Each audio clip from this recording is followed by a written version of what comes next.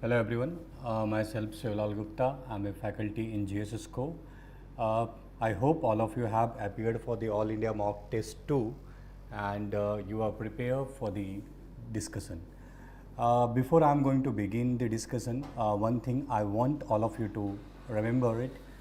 See, I was never ever failed in the preliminary, because understand, in preliminary the basic mantra is that whatever you should know, whatever knowledge you have, knowledge definitely very important, but along with the knowledge your logic also plays very important role. Your presence of mind and basic logical applicability is going to certainly going to give you edge over the other candidate. So we'll try in this session, I'm going to try both the ideas, like knowledge, how can you solve the paper with the help of the knowledge, as well as the logic. So let's begin with the question number 1. Now question number 1 is connected with the South Bhakti. So when we talk about South Bhakti, as all of you know, let's have basic idea.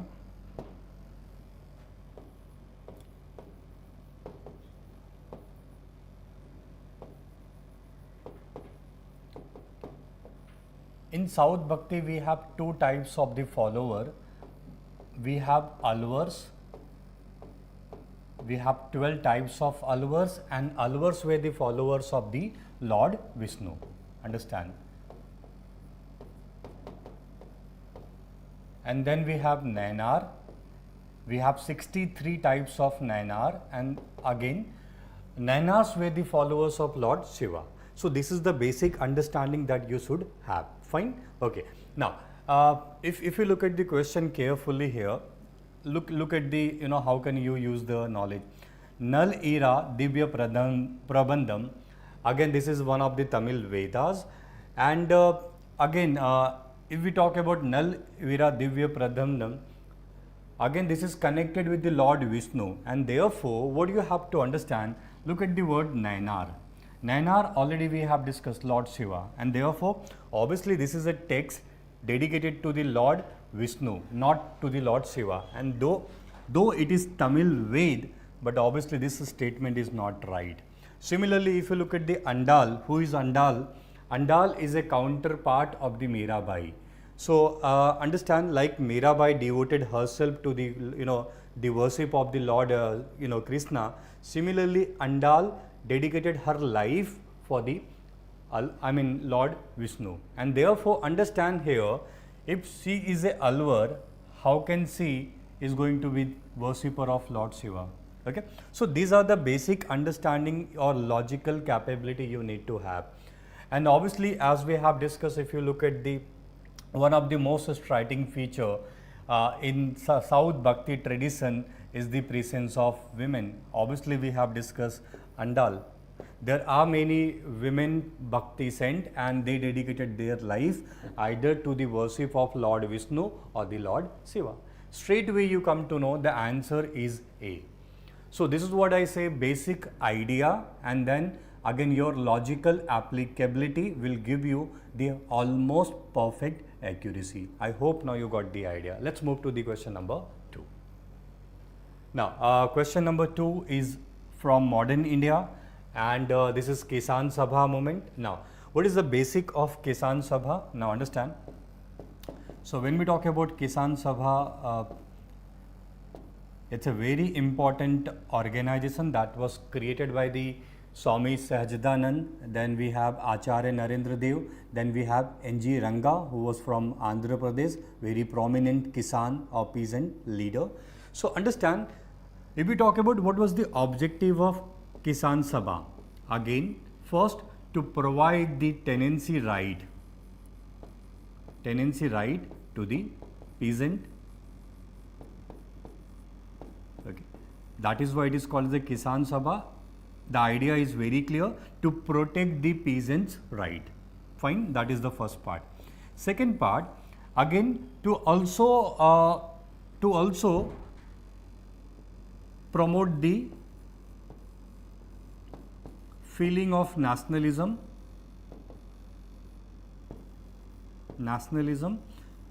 particularly with respect to Indian National Congress, among the peasant. So these two were very important goal of Kisan Sabha that was formed by the Swami Sahasdanand, Acharya Narendra Dev and N.G. Ranga. All good? So that is the idea, and therefore understand Kisan Sabha initially played very important role in mobilizing the peasant towards the Indian National Congress.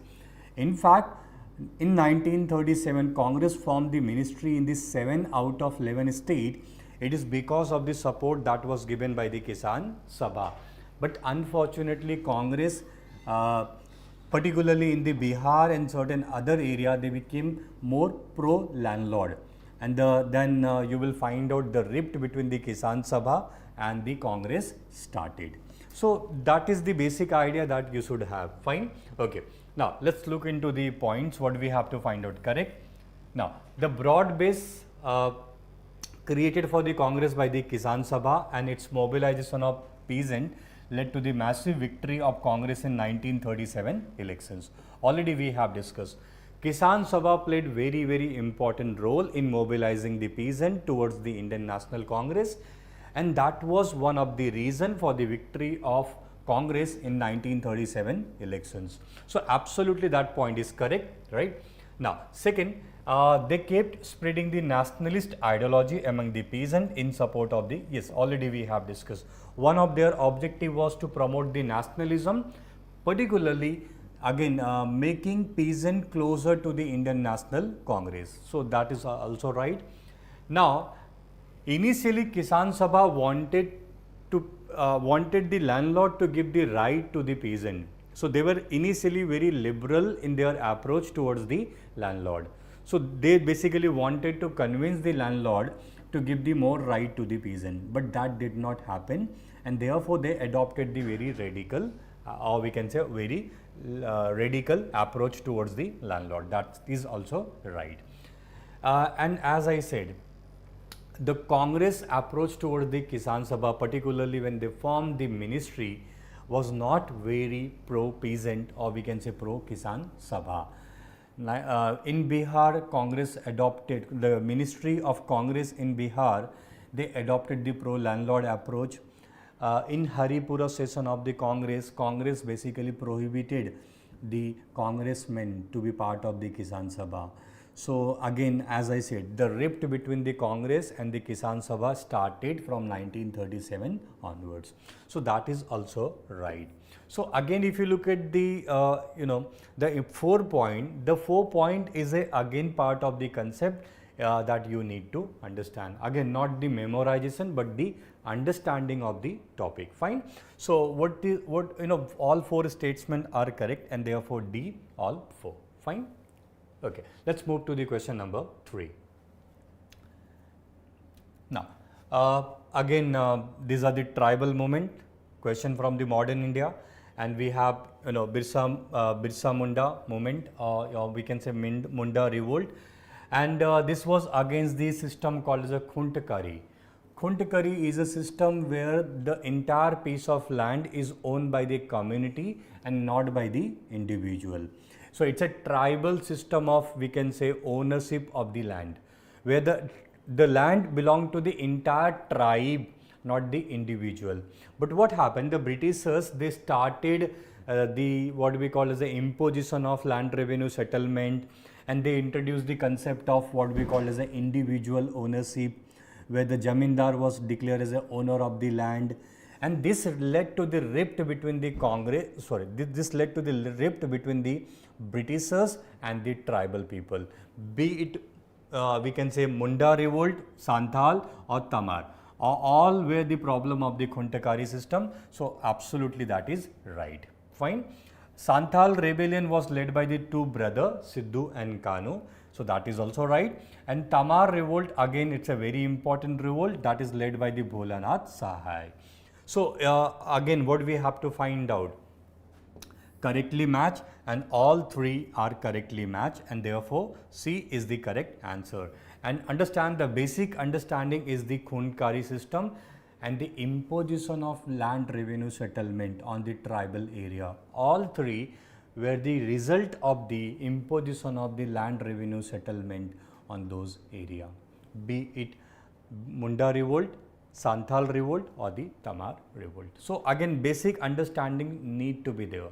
I hope now you got the idea. Fine. Okay, let's move on. Now, then we have next question from modern as well, and this is connected with the princely state. As all of you know, Congress was initially very active in the British India and not the princely state. So when we talk about India at that point of time was divided into the two parts, British India, which was ruled by the Britishers directly, and then we have princely state, and the number is approximately 563 and so on. Okay, so we had large number of the princely state that was indirectly ruled by the Britishers. All good. So initially, understand, Congress focused on the British India, not on the princely state. So whatever nationalism like non-cooperation movement, civil disobedience movement, you will find out it was confined to British India, not to the princely state. I hope now this basic idea is clear. But understand what happened in princely state. There was a certain educated class and they wanted certain right in the princely state, and in this way the Praja Mandal concept started in the princely state, and what they wanted to have certain political right. So in this way we have Praja Mandal movement. All good. And one of the earliest movement is called as a Praja Mitra Mandali. And this Praja Mitra Mandali was actually established in 1917, and this demanded the equal representation of various castes in the Mysore politics. But understand, that is considered as one of the earliest movement in the political movement in the princely state. So that is also right. And then finally we have various people from the princely state, like we have Balwant Rai Mehta, very renowned person, and then we have Manik Lal Kothari. So all these people, under the leadership of Balwant Rai Mehta, they came together and they started what we call as a People's Conference or the Praja Mandal. And what is the idea of People's Conference? Again, to create the feeling of nationalism among the people of the princely state. And understand, the Praja Mandal played very, very important role when Iron Man of India, that is the Sardar Patel, wanted to annex the princely state. So all of the integration of princely state was done by the Iron Man of India, that is the Sardar Patel, and in that Praja Mandal played very, very important role. So understand, this is definitely right. 1927 we have first All India State People Conference and so on. Now understand, what about Congress? Did Congress supported the princely state, or we can say nationalism in the princely state, which was carried out by the People's Conference or the Praja Mandal? Understand, till 1938. Till 1938, Congress did not supported the nationalism in the princely state. The focus of the Congress till 1938 was the British India. 1938 Haripura session of the Congress, and Congress decided to participate in the or to promote the nationalism even in the princely state. So prior to 1938, there was no support that was given by the Congress in the princely state with respect to the nationalism. I hope now this important concept is clear to all of you. And now suppose if any congressmen they want to promote the nationalism in the princely state prior to 1938, they can do in their individual capacity, but not as a member of the Indian National Congress. Right? So if you look at the statement here, Congress had allowed the person from the princely state to join the Congress, so they could take part in any political activity in the name of Congress. No, it is exactly opposite. Prior to 1938, they could do only in their private capacity and not under the name of the Indian National Congress, because Congress did not wanted that the king or the ruler of princely state adopt we can say very aggressive approach towards the Congress. So in this way, if you look at this statement, this is not right, and what we have to find out correct. and therefore 1, 2 and 3 they are correct. Therefore C, only 3 is the correct answer. Fine, let's move on. Next we have again very important one, British economic policy. British economic policy is a very important topic. There is a large number of questions that comes from the British economic policy, and this is highly technical in nature. So when we talk about British economic policy, we divide the entire British policy into the 3 phases. First we have phase of mercantilism,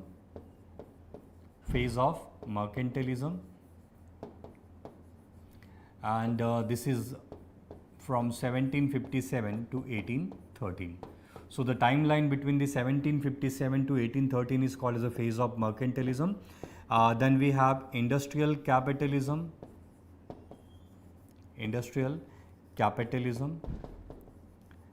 the timeline of industrial capitalism is 1813 to 1857.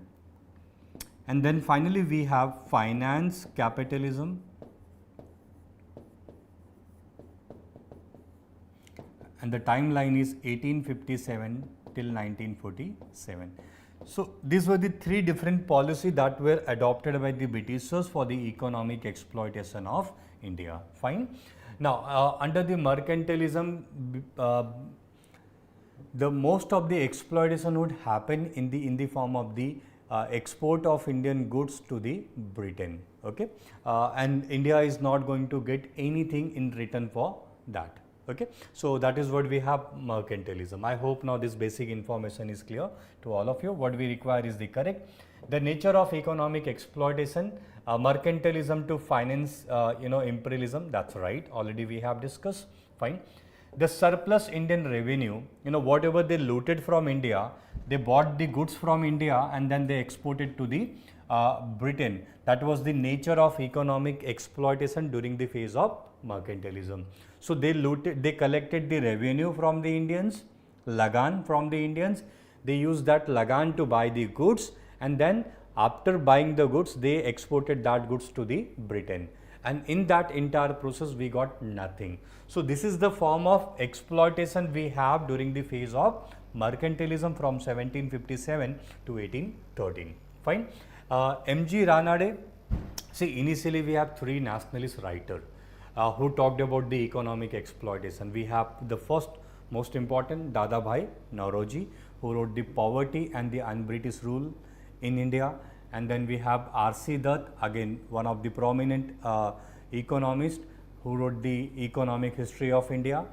And then finally we have M.G. Ranade, who wrote the Essay in Indian Economics. All 3 books highlighted the economic exploitation, particularly drain of wealth that is done by the Britishers in India. Fine. So M.G. Ranade, who wrote the Essay in Indian Economics, obviously he is one of the nationalist scholar, and he highlighted the impact, or we can say British exploitation or British rule on the Indian economy, particularly drain of wealth. That's right. All good. So what we have to find out correct, and therefore D, all 3. If you look at the question, British economic policy, even in UPSC the question is going to be highly technical in nature. So this area is the one where you cannot memorize. It is not like the other arena of the his topic or other themes of the history where you can memorize. This is highly technical. Make sure you have conceptual clarity. Fine, all good. Let's move on. Then we have somewhat factual question here. Literature, all of literature is a very important part of the history subject and one of the favorite of UPSC. So we have Bankim Chandra Chattopadhyay, his journal was Bang Darshan, that's right. Then we have Sir Savatik Chandra, again this is a book written by the Govardhan Madhav Tripathi. He is a very famous maker of what we call as a Gujarati language. So he wrote very important book. Then we have Pathar Dabi. Pathar Dabi is a book on the revolutionary ideology that is not written by Rabindranath Tagore. It's a very important book that is written by the Sarat Chandra. Now understand why this book is important. See, Sarath Chandra was a member of Indian National Congress. Even then, he wrote a book called as a Pathar Dabi, and under the Pathar Dabi, he glorified the revolutionaries, and that is why this book is very, very important. Now, when we talk about again Chaman Atha, this is basically 6 bigha of land. This is written by the Fakir Mohan Senapati. Fakir Mohan Senapati is called as a one of the father or maker of the modern Odia language. So this is not by the Sarath Chandra. So this is not right. Okay. And then we have understand Karar Oi. See, there's a Qazi Nazrul Islam. And 1922, what happened? C.R. Das, Chitranjan Das, the political guru of Subhash Chandra Bose. He was imprisoned by the British government, and therefore, again, to glorify that event or to criticize the British policy, Nazrul Islam basically he wrote the poem called as the Iron Bars of the Prison. Okay, again criticizing the act of British government to imprison the nationalist leader C.R. Das or the Chitranjan Das. So that's right. So again, what we have to find out correctly match. 3 and 4 is not correctly matched. Therefore, 1, 2, 5, that is 3. Only 3 are correctly matched. I hope now this point is clear. Let's move on. Next, we have question from modern India. Comparatively very easy one. Kadambani Ganguly was the first women leader who actually addressed the Congress session. Okay, so that's a very important fact that you should know, right? And then we have understand Dadabhai Nauroji. His demand for Swaraj was accepted by the Congress in 1906, but it is the Gopal Krishna Gokhale who demanded the Swaraj in 1925, that is the Banaras session of the Congress, but that was not accepted, and therefore it is not the Dadabhai Nauroji, it is the in Banaras session of 1905, it is the Gopal Krishna Gokhale, right? And that is why this is not right. It is the Gokhale who was the first leader who put forward the demand of Swaraj in Banaras session in 1905, but not accepted by the Congress. Next year, 1906, same demand was raised by the Dadabhai Nauroji, and the demand was accepted by the Congress. Fine, all good. So what we have to find out? Correct, right? And only one is correct. Therefore, A is the correct answer. Now, next we have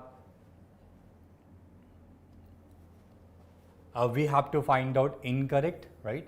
And we have to talk about Pallava's rock cut architecture. All of you know Pallavas, they were the founder of the Dravidian we can say Dravidian temple architecture. So Dravidian temple architecture, the foundation were led by the Pallavas. Fine, all good. Okay. Now, so the truly Dravidian style of temple architecture started under the Pallavas. That's right.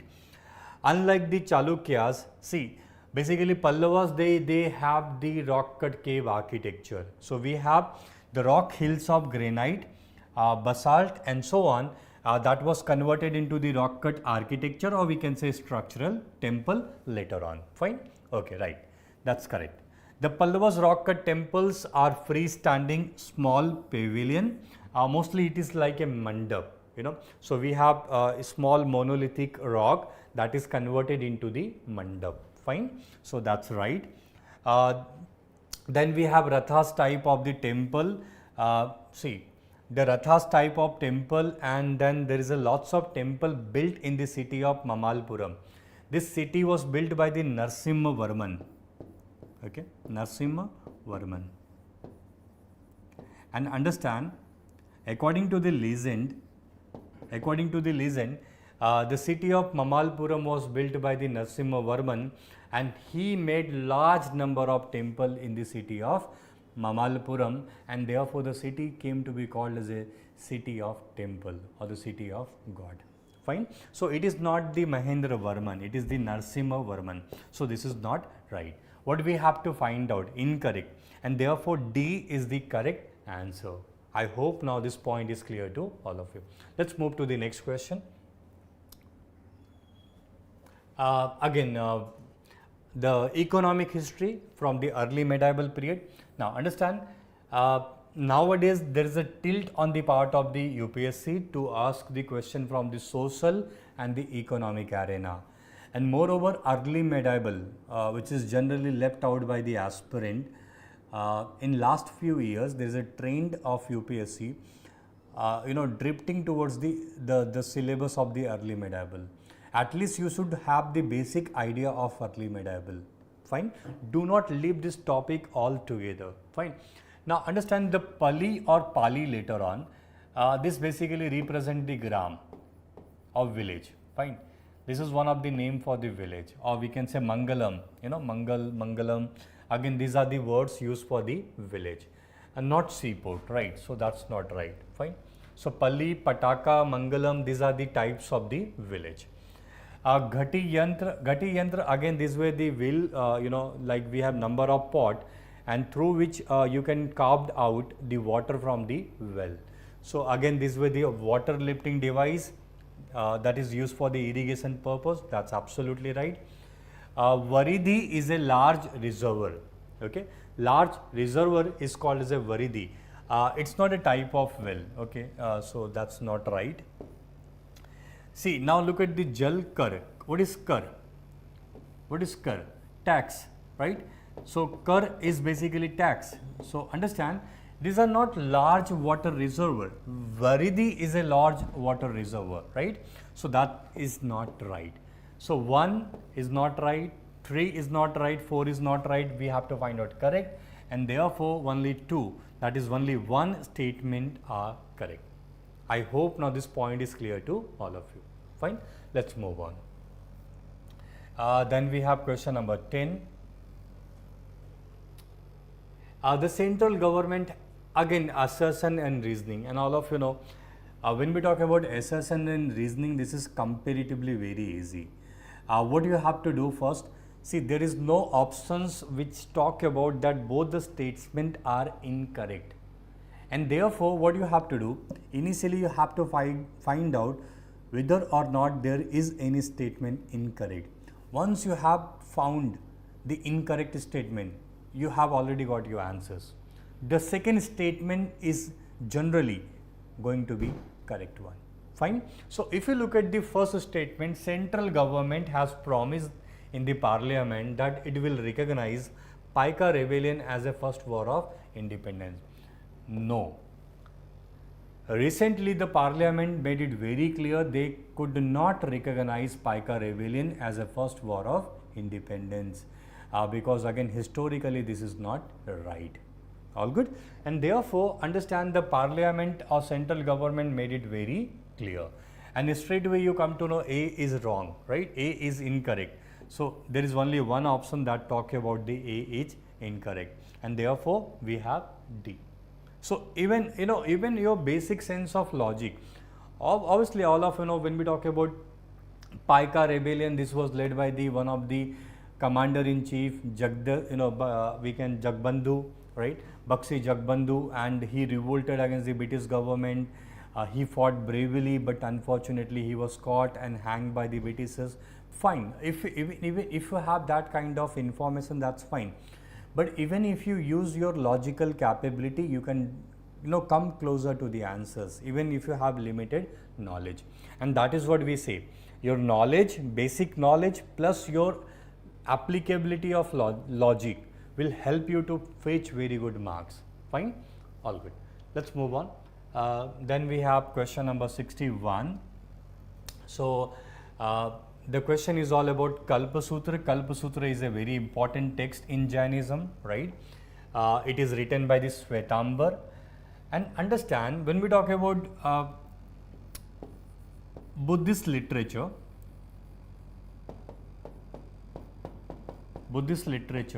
see, this is written in Pali, okay? But when we talk about Jain literature, the literature of Jainism, again it is written in Prakrit. This is the basic idea that you should have. Fine. So, if you look at here, again Jain literature is not written in Pali. This is as simple as that. Kalpa Sutra is written in Prakrit, and therefore this is this is not right. Though it is a Shwetambar book, that's right, but obviously it is written in Prakrit, not in Pali. Okay, so when we have Jain literature, it is going to be in Prakrit. That is the simple conceptual clarity that you need to have. Fine. Okay. Again, it is divided in three parts. The first part deal with the lives of 24 Jain Tirthankar. As all of you know, we have 24 Tirthankar in the Jainism, and then third part deal with the various code of conduct that need to be followed by the monk who are living in those area. Fine. So again, this is right. Fine. Again, we have Kalka Katha, that is frequently found at the end of the manuscript of the Kalpasutta. That is right. That's an information. Fine. How many correct? 2 and 3 is correct. 1 is not correct, and therefore B only 2. Fine. Okay. Let's move on. Then we have question number 62. And this is all about the Sakas and the Pallavas. Saka Pallavas were the Parthians. Do not get confusion between the Sakas. All good. Again, Parthians, they also promoted the Gandhara school of sculpture. That's right. Again, Parthians were actually overthrown by the Kusanas. That's right. Okay. Again, Sakas, Pallavas, they were finally assimilated into the Indian culture. That is also right. And then the most important Parthian king was the, we have Gondophares, again, who adopted the title of Raja Dhiraj, that is the great king of kings. Fine. So again, that is also right. So again, this is comparatively factual one. So in history, you are bound to have factual question. So this is one of the question that is going to be factual one, right? All 4 they are correct. Fine. Okay. Now, again, comparatively very easier one. Magna Carta of English Trade. All of you know Faruk Siyar Farman of 1717. So Faruk Siyar Farman of 1717. This is also called as the Golden Farman or the Magna Carta for British trade in India, that gave them edge over the other European trading companies first, and second, it created the background for the conflict between the Indian states and the British government. That led to the expansions of Britishers in India. So again, this is comparatively very easy topic, right? So this is the Faruk Siyar Imperial Farman of 1717. Fine, all good. Then we have question number 64. Again, this question is all about Yadavas of Devagiri. So if you have, you know, in South we have many dynasty. We have Yadavas of Devagiri, we have Kakatiyas who rule from the Warangal, we have Hoysal who rule from the Dwar Samudra, and then we have Pandyas who rule from the Madurai. So these were the 4 important dynasty of the South India. So one of the dynasty was the Yadavas of the Devagiri. Fine. And who were the Yadavas? They were the feudatories of the Rashtrakutas and the Chalukyas. And ultimately we have Someshwar IV. It is the Someshwar IV, his father and other people, ancestors, were the feudatories of the Rashtrakutas and the Chalukyas. But what Someshwar IV did, he created the independent state of the what we call as the Yadavas of Devagiri. Okay. So again, before being independent by the Someshwar IV, they were the feudatories of the Rashtrakutas and the Chalukyas. That's right. Then when we talk about Gondeswar temple, this is a Panchayatan temple. All of you know what is Panchayatan temple. You have main shrine, and then main shrine is actually surrounded by the what we call as a 4 subsidiary surround. So this type of style is what we call as a Panchayatan style. All good. This is the main temple, main shrine, and these are the 4 subsidiary shrine. For example, the Lord Rama temple in Ayodhya, again this is on the Panchayatan style. Same thing we have for the Gondeswar temple in Nasik, that was built by the Yadavas of Devagiri, and this again this is a temple dedicated to Lord Shiva, and because the main shrine in this temple is dedicated to Lord Shiva. Fine. Okay. So that's right. Then they ruled from Narmada river north to Tungabhadra. That's right. And understand, the official language of the Yadavas of Devagiri was the Marathi. So they were one of the promoter of the Marathi language as well as the culture. So that's right. Okay, and therefore how many statements are correct? All are correct, and therefore D, all 4. Fine. Okay, let's move on. Then we have next important question. Again, this is from the early medieval. Now all of you know there is a Gomateswar monolithic statue of the Lord Mahavir Jain in the Sarvan Belagola, and see this is carved out of, you know, this is a standing image of the Lord Mahavir, and this is carved out of the single stone, that is the monolithic statues, and this is made from the white marble, one of the, we can say, masterpiece of the medieval, you know, sculpture. So again, this is created by the, all of you know, we have Western Gangas in the Andhra. Eastern Gangas means the one, there was a Ganga dynasty. So when we talk about Ganga dynasty, understand the dynasty that ruled in the Odisha is called as a Eastern Ganga, and the dynasty which ruled the Andhra is called as a Western Ganga. Okay, again to differentiate between the one which ruled over the Odisha. Fine. So again we have Western Gangas, and they created the, again, monolithic statues of the Mahavir Jain in the Sarvan Belagola. Fine. So I hope now you got the idea. Let's move on. Next question we have, again this question is from modern India, and this is all about the conquest of Burma, or we can say Myanmar, by the Britishers. See, Burma was commercially very important to the Britishers, and therefore it led to the 3 wars between the Burma and the Britishers. When we talk about the, again, what is the reason for the first Anglo-Burma war? Again, commercial interest. The fundamental reason was the commercial interest, and understand the first Burma war actually ended with the Treaty of Yan Dabo.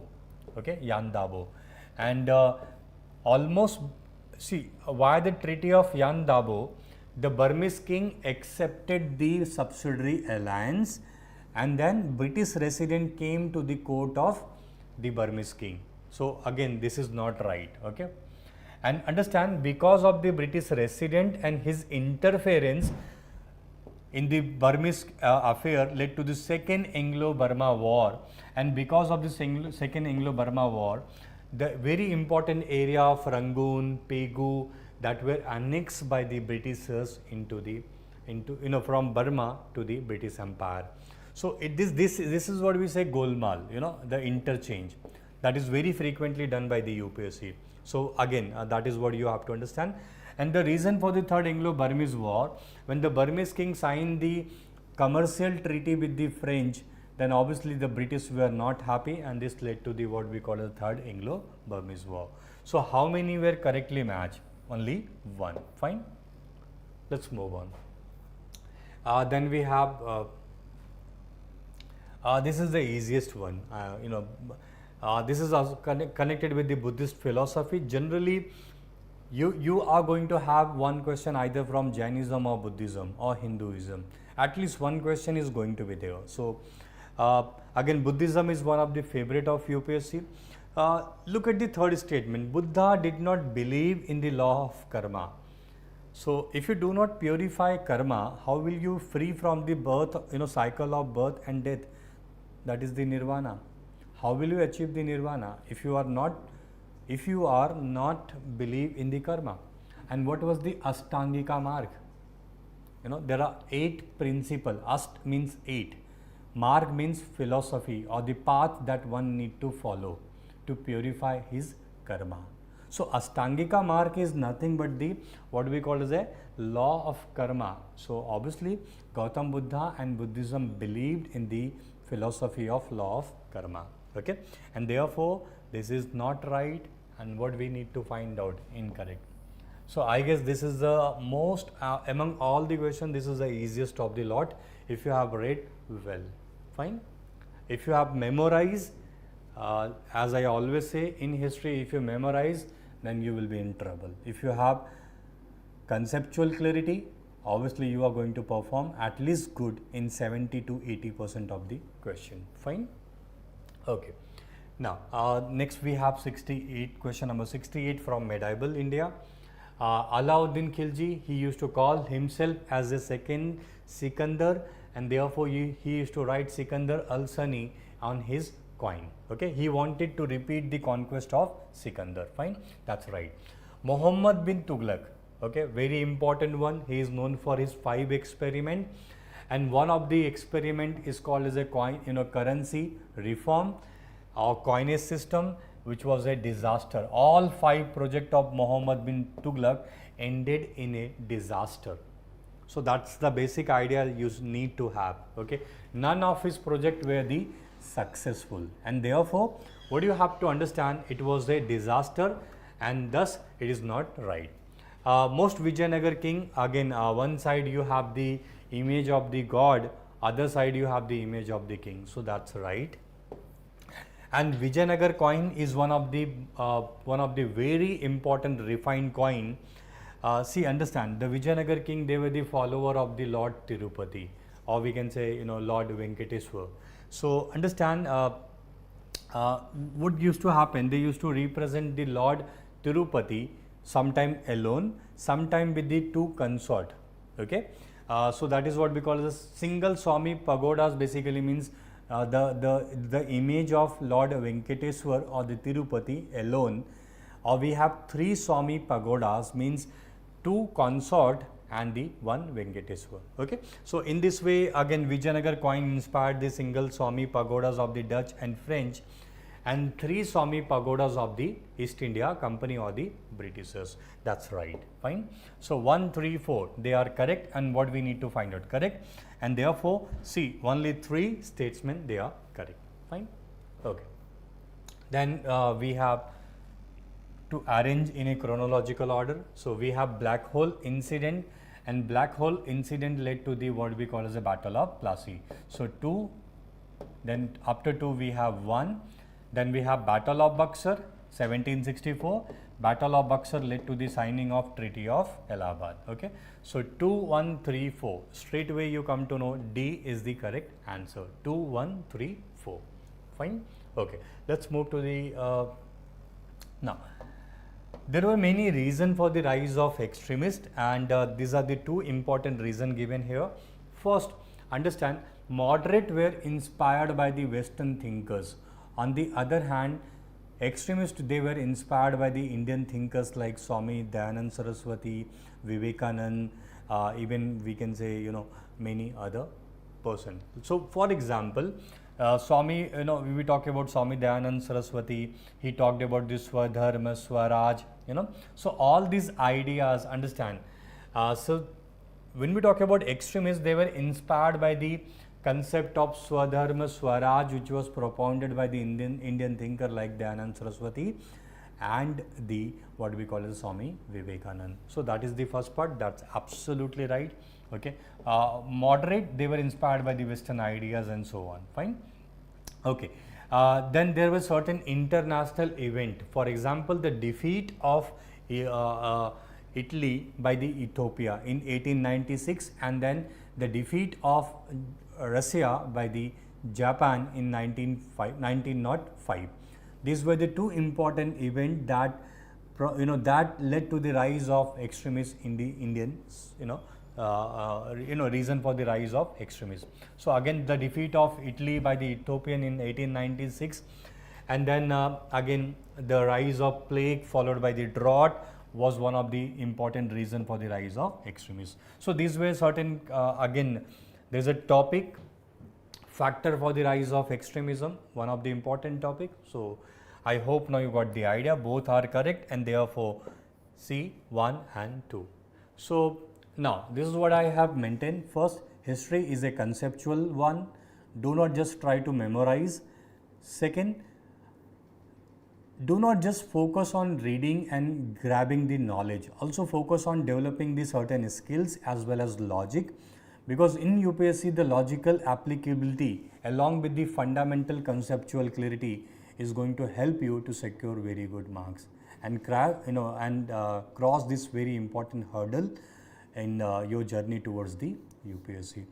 I hope now this session was useful, and obviously we know that the exam is very nearby. So if you require any help from the GSS code, feel free to connect to us. Next, we have Rajyavardhan. He is going to create for us.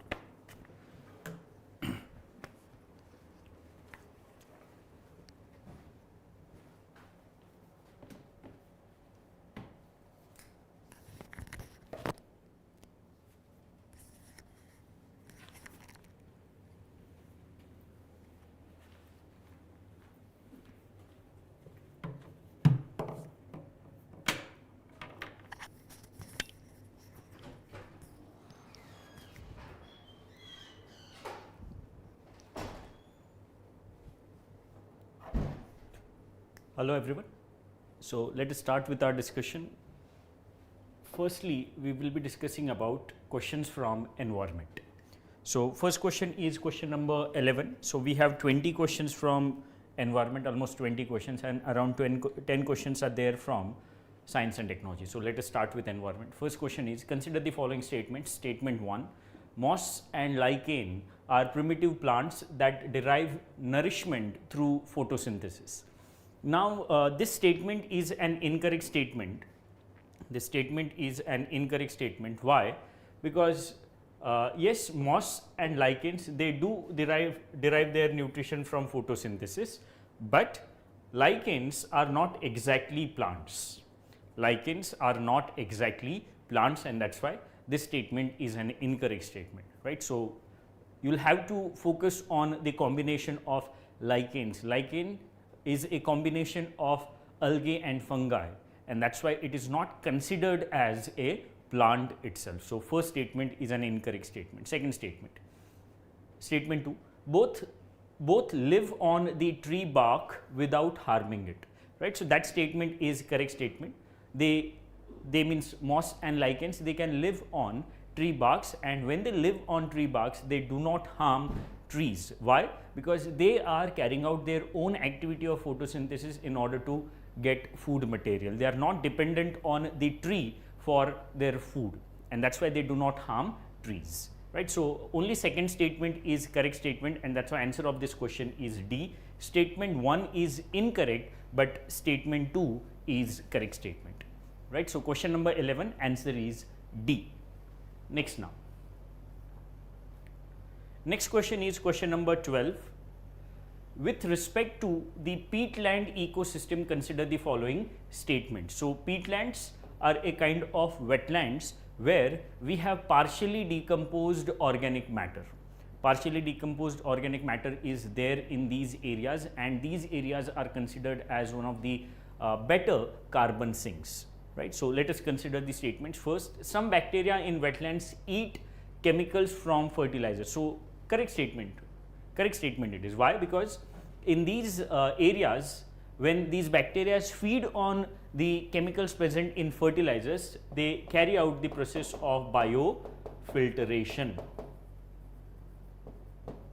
right? And that's why wetlands are considered as the kidneys of ecosystem. Why? Because they carry out the process of filtration. So first statement is correct. Second, in a peatland, organic matter production exceeds its decomposition, and that's why we have accumulation of dead organic matter. Partially decomposed organic matter is more in this particular area because the production exceeds decomposition. So second statement is correct. Third, tropical peatlands are used for agriculture. So they are used for agriculture because of the presence of organic matter in this particular area.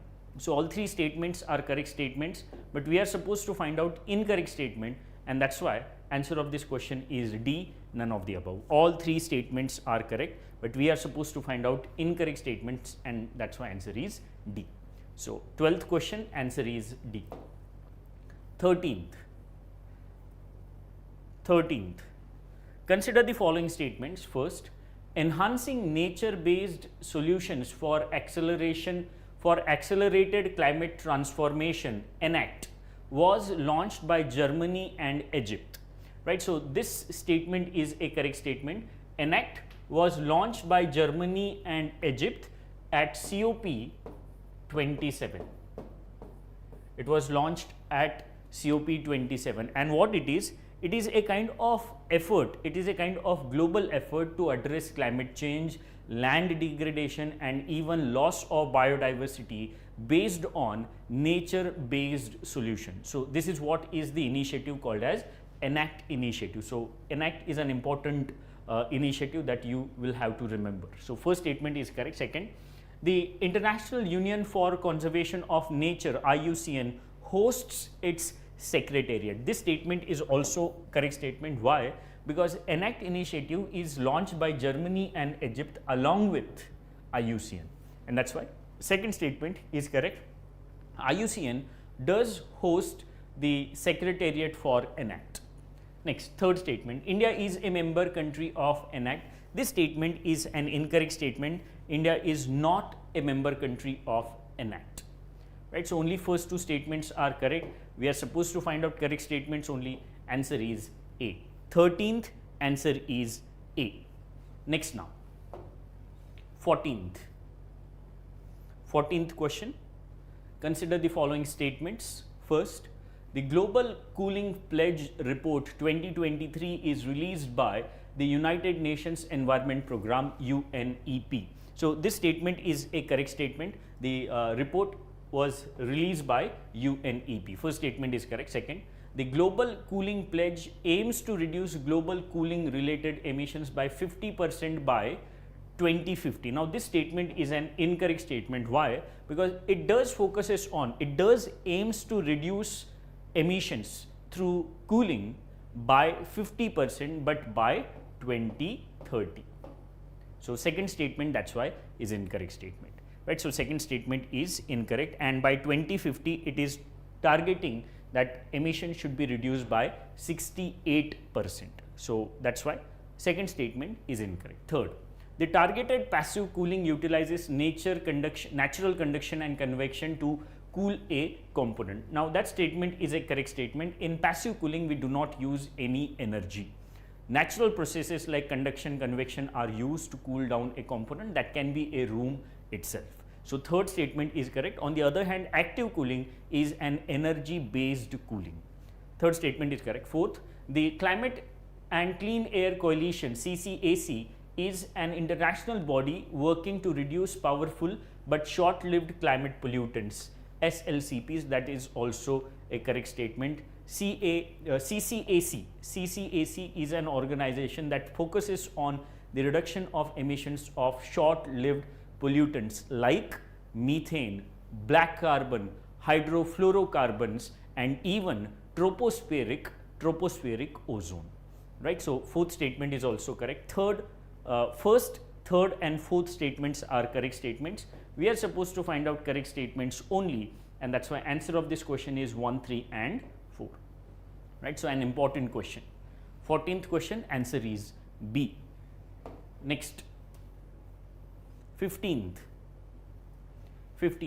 Regarding the Sangai deer, consider the following statement. Sangai deer is a state animal of Manipur. First statement, they live on swampy waters made by the confluence of Brahmaputra and Ganga. No, this statement is an incorrect statement.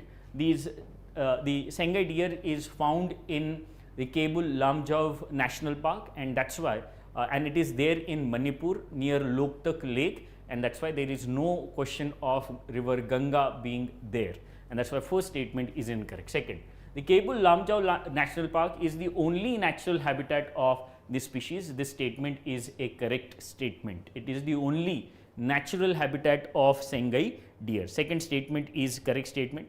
Third, it is the state animal of Meghalaya. No, it is incorrect. It is the state animal of Manipur, not Meghalaya.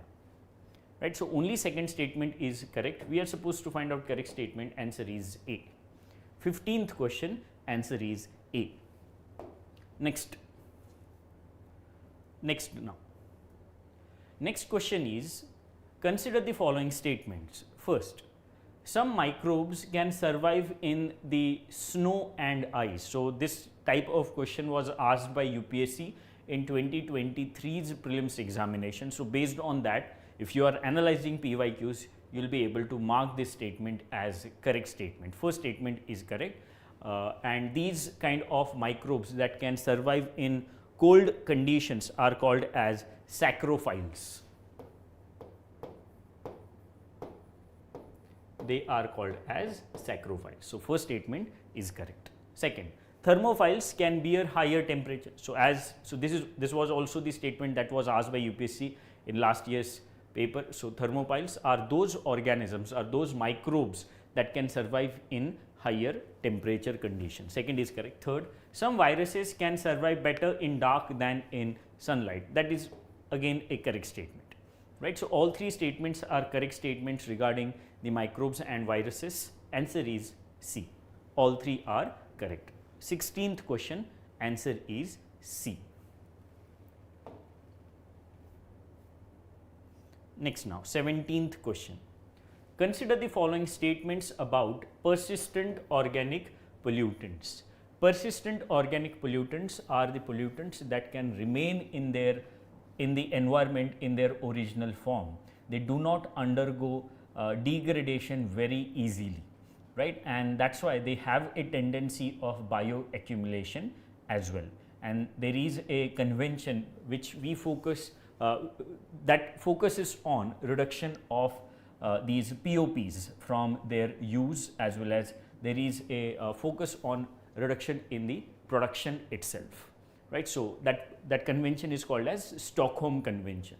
Let us consider the statements regarding POPs. Statement 1, analysis of milk can provide information regarding the amount of persistent organic pollutants in a mammal's body. This statement is a correct statement. Why? Because these kind of POPs, they accumulate in fats, and we know that milk has fats, and that's why based on the analysis of milk that we get from mammal's body, we will be able to understand, we will be able to know the levels of POP exposure to that particular mammal. First statement is correct. Statement 2, POPs, persistent organic pollutants, are soluble in the fat, right? So, as they are soluble in fat, that's why they can dissolve in fat, and based on the analysis of fat, we'll be able to understand, we'll be able to get information about the presence of these POPs in the animal's body, right? So, both these statements are correct statements, and statement 2 is a kind of explanation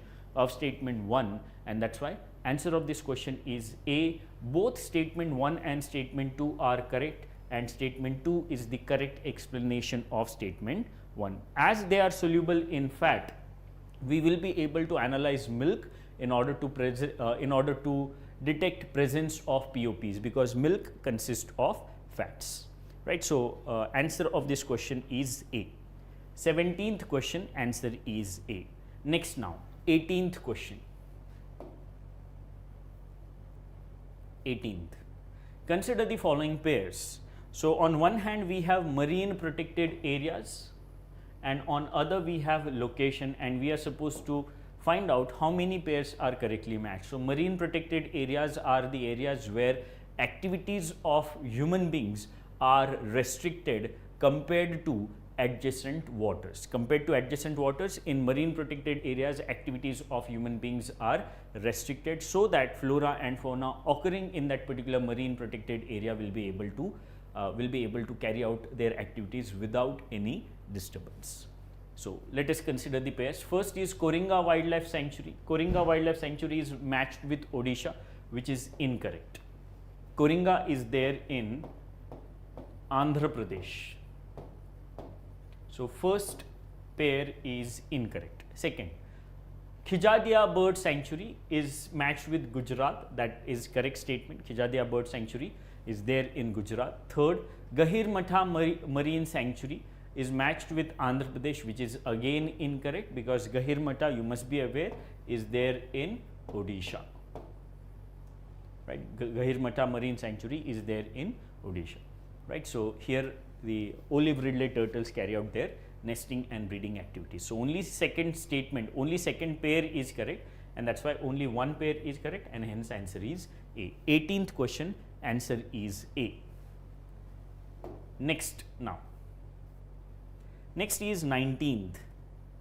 19th. Consider the following statements.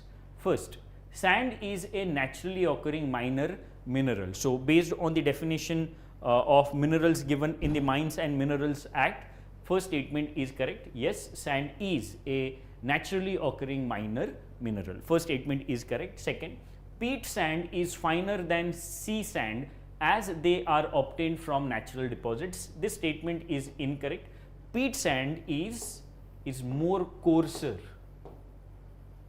It is more coarser than sea sand, right? So, second statement is incorrect statement. Third, river sand is rich in silica content, and that's why it is used for various kinds of operations. So, third statement is correct. It is rich in silica, and that's why it is used in construction activities.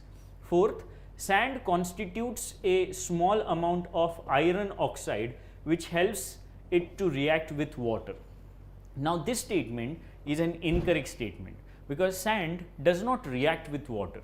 Why? Because it does not consist of iron oxide. So, fourth statement is an incorrect statement. Sand does not consist of iron oxide even in small amount, and that's why it does not react with water. Fifth statement, quartz is the most abundant mineral found on Earth's surface. This statement is there in the Geography NCERT, Physical Geography NCERT.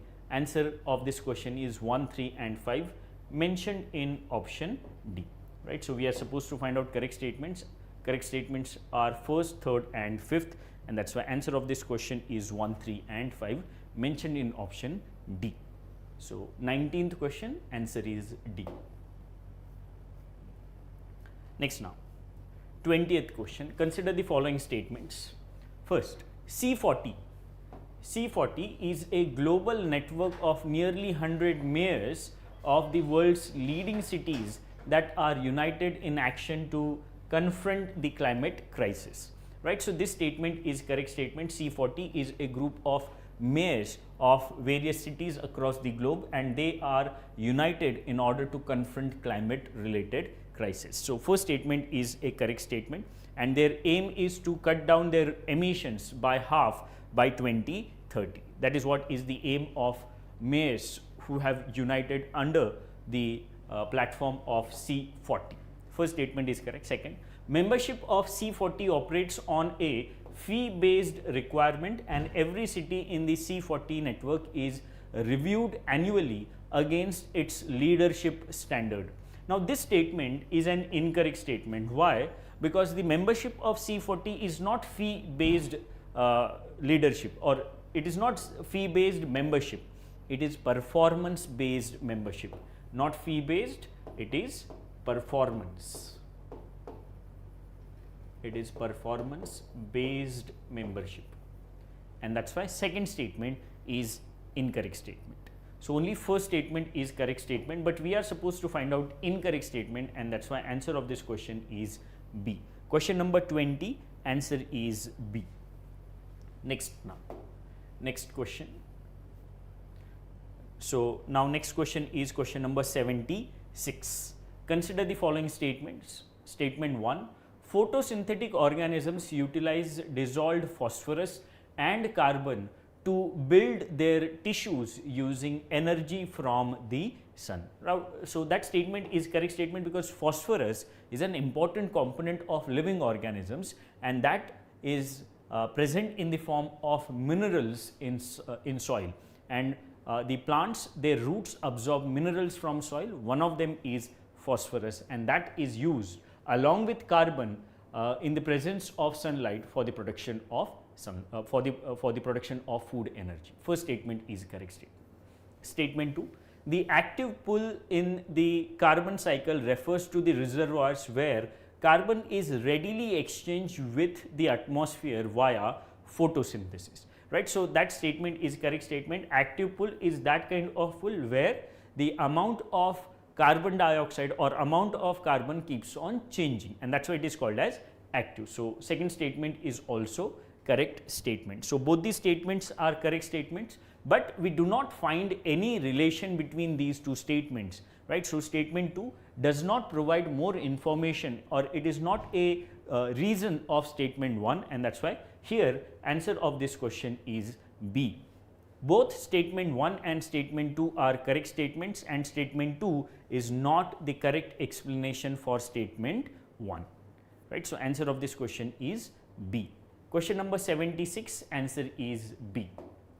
Next is question number 77. Consider the following statements. First, more than 2/3 of all the species recorded are animals, right? So, that statement is a correct statement. In the biodiversity, more than 2/3 recorded species are of animals, right? So, in animals, insects are also included. First statement is correct. Second, among vertebrates, mammals are the most species rich group. Now, this statement is incorrect statement. Among vertebrates, we have various kinds of animals like birds, we have reptiles, we have fishes, we have mammals are also there. But among vertebrates, the most species rich group is of fishes. It is not of mammals. Second statement is incorrect statement. Third, the most advanced mammals are the primates, right? So, that statement is correct statement. Apes, humans, monkeys are considered as the primates, and they are the most advanced mammals. Third statement is also correct statement. Fourth, all mammals are viviparous. Viviparous means they give birth to new offsprings, right? That means they do not lay eggs. The development of the egg is carried out inside the body, and when birth is given to a new offspring, right? So, that mode of reproduction is called as viviparous mode of reproduction. So, most of the mammals are viviparous, but not all, right? So, duck-billed platypus is not a viviparous mammal, right? You must have seen this this platypus. It is found in Australia. It is flat mouth mammal, and it carries out laying of eggs, and it does not carry out the reproduction in the form of viviparity. And that's why fourth statement, which says that all mammals are viviparous, is incorrect, right? Most of the mammals are viviparous. Exceptions are there in the form of duck-billed platypus. It is oviparous animal, right? So, answer of this question is 1 and 3 mentioned in option C. Question number 77, answer is C. Next now, 78. Consider the following activities. First, spreading finely ground. So, firstly we will read question and then we will go to the activities. How many of the above activities are often considered and discussed for carbon capture and sequestration? Right. So, what is carbon capture and sequestration? It is considered as a solution towards rising global warming. Under carbon capture and sequestration, we can capture carbon dioxide from the atmosphere, and it can be stored for a long term basis. And as a result of this, what will happen? There will be reduction in the amount of CO2 present in the atmosphere. That means global warming will be reduced, and thus effect of global warming in the form of climate change we will be able to address, right? So, that technique is called as carbon capture and sequestration. So, first statement, spreading finely ground basalt rock on farmlands extensively. Can it or is it a carbon capture and sequestration technique? Yes, it is, because basalt can react with carbon dioxide present in the atmosphere, and as a result of that carbon dioxide will be stored in the form of carbonate. So, first statement is correct. The spreading of finely ground basalt rock on farmlands extensively is a practice for reduction of CO2 from the atmosphere. So, first is correct. Second, increasing the alkalinity of oceans by adding lime. So, this is also a way to carry out carbon capture and sequestration. How? Because we know that CO2 is soluble in water, but when CO2 is getting added into the water, the acidic nature of water in oceans and seas increases. So, if we want to ensure that more CO2 gets dissolved in water, what we will have to do, we'll have to add lime, which will carry out the neutralization reaction, and as a result of neutralization reaction there will be creation of more space for the dissolution of more CO2 from the atmosphere. So, alkalinity of ocean does aid in the dissolution of more CO2 from atmosphere in oceans, and that is why it can also be considered as a carbon capture and utilization technique. Second is correct. Third, capturing carbon dioxide released by various industries and pumping into abundant subterranean mines in the form of carbonated water. So, that is the that is also a practice which we can carry out. We can have we can carry out capturing of carbon dioxide. It can be converted into its liquid form, and then that liquid CO2 can be stored in various kinds of let us say unused mines, rock fissures, etc. Right. So, that is also a carbon capture and sequestration technique. So, all three statements are correct statements regarding carbon capture and sequestration. So, answer of this question number 78 is C. Answer is C. Next question, question number 79. Consider the following statements regarding the Ganga river dolphin.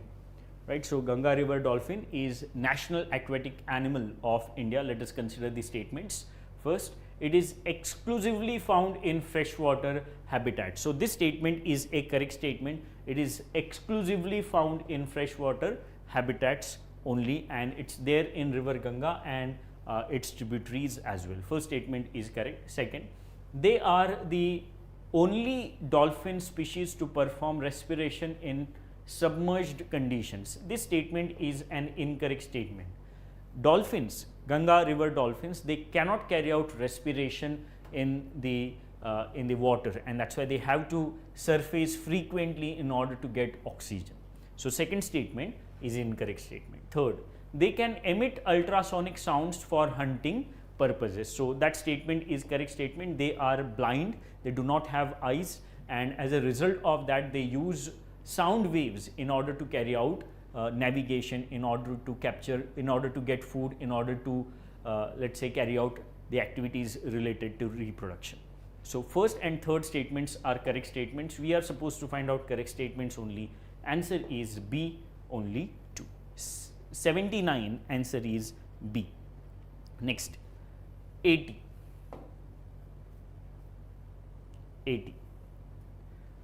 Consider the following statements. First, the diversion or enhancement of the flow of water into or outside a national park or sanctuary is restricted under the Wildlife Protection Act 1972. Correct statement, right? So, any kind of project needs permission, right, and that is why the activities like these are restricted under the Wildlife Protection Act. That means these activities cannot be carried out inside national parks and wildlife sanctuaries. First statement is correct. Second, the Ken-Betwa river linking project can lead to deforestation and submergence in Panna Tiger Reserve. So, that statement is a correct statement.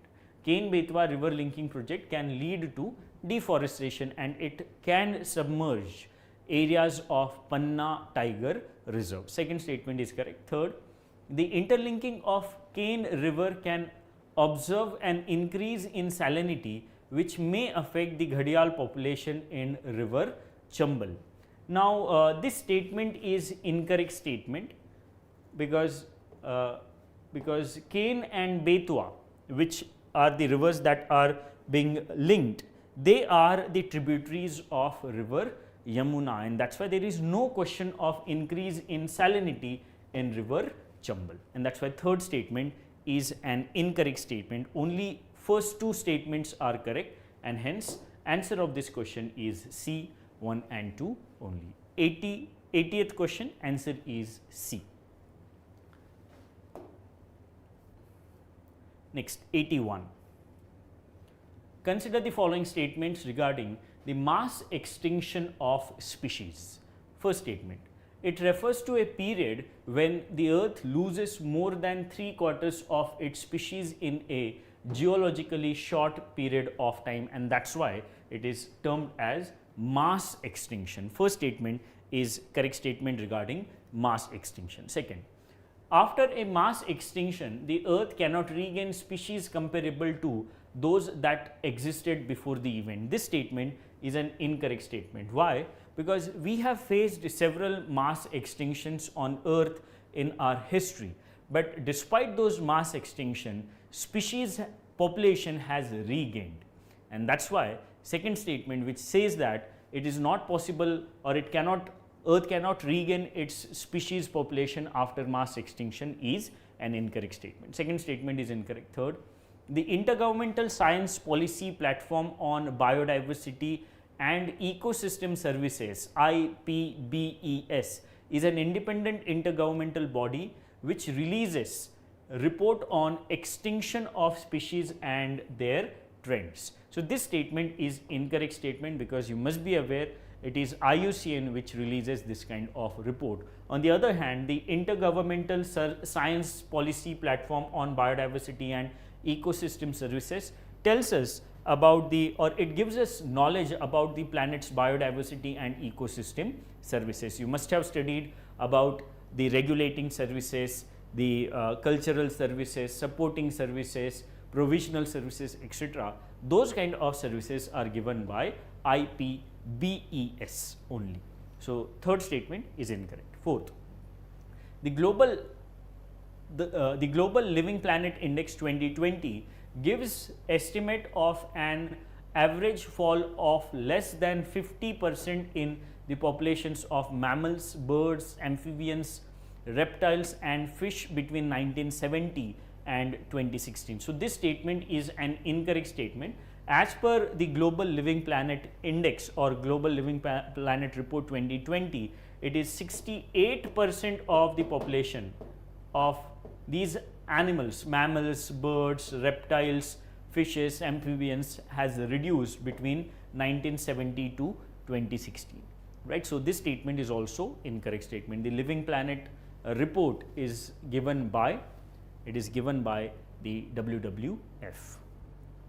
So first statement is correct statement, second, third, fourth are incorrect statement. We are supposed to find out incorrect statements only, and that's why answer of this question is C, 2, 3 and 4 only. Question number 81, answer is C. Next now, 82.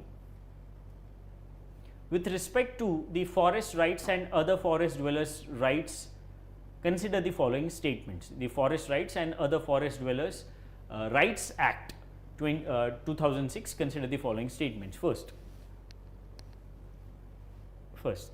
so the Supreme Court, so it's correct, the forest rights and other forest dwellers' rights, consider the following statements. First, the Supreme Court directed that no permanent structure will be allowed within the eco-sensitive zone. So this statement is correct statement. So Supreme Court in 2022 gave directives with respect to the establishment of eco-sensitive zones. Under that ruling, under that order, this was one of the focus areas. There should not be establishment of permanent structures inside ESZs. First statement is correct. Second, if the existing eco-sensitive zone goes beyond the 1 kilometer buffer zone or any statutory instrument prescribes a higher limit, then such extended boundary shall prevail. That means generally around the protected area there should be a ESZ of 1 kilometers. But in case it is extending to some more area, let's say it has extended to 2 kilometers because of some kind of prescription in a particular act or because of any other activity, then that increased limit of ESZ will prevail as per the directive given by the Supreme Court, and that's why second statement is also correct statement. Third, mining within a national wildlife sanctuary or national park is permitted. Incorrect. Right? Mining is not permitted. So only first two statements are correct statements, and that's why answer of this question is B, only 2. Question number 82, answer is B. Question number 82, answer is B. Next question now. Next question is, consider the following statements with regard to the Central Asian Flyway Initiative. First, the initiative aims to restore and maintain favorable conservation status of migratory species population in the Central Asian Flyway. This statement is a correct statement, right? It does help to maintain the it does help to maintain the migratory habitat, and as a result of that we will be able to ensure conservation of migratory species in this particular path, Central Asian Flyway. First statement is correct. Second, the proposal for the initiative was introduced by India and received support from BirdLife International and 30 other governments across the Central Asian Flyway. This statement is also a correct statement. The proposal was initiated by India only. Third, the Central Asian Flyway was adopted in CMS COP 18. This statement is incorrect statement. It has been adopted. Central Asian Flyway has been adopted at CMS COP, but not 18th. There is no 18th COP. Only 14th COP was held in February, March 2024. Right, so there is no COP 18. Last COP of CMS, that is Convention on Conservation of Migratory Species, was COP 14 held at Samarkand in Uzbekistan. So third statement is incorrect. This is very important point. Central Asian Flyway was adopted at CMS COP 14th held in Samarkand. So only first two statements are correct, and that's why answer of this question is A, 1 and 2 only. Question number 83, answer is A. Next now, 84. 84. With respect to the Initiative for Climate Action Transparency, ICAT, consider the following statements. First, ICAT is a voluntary multilateral initiative whose members are both donor countries and non-government actors. That statement is a correct statement. ICAT has both the membership, donor countries are also members and non-government actors are also the members. Second, ICAT assists in understanding and implementing tools for measuring greenhouse gas emissions. So what it does, ICAT, it aids Paris Climate Agreement by measuring the emissions of greenhouse gases. So second statement is also correct. Third, it was launched in 2015 as a part of the Paris Agreement. Correct statement. Again, ICAT is a part of Paris Agreement. Fourth, Pakistan is the only country from Asia as a part of ICAT Donor Steering Committee. That is also a correct statement.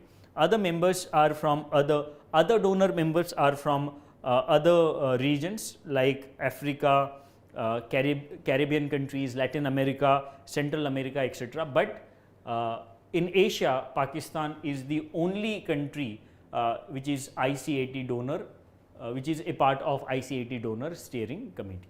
So all four statements are correct statements. We are supposed to find out correct statements only. Answer is D, all four. 84, answer is D.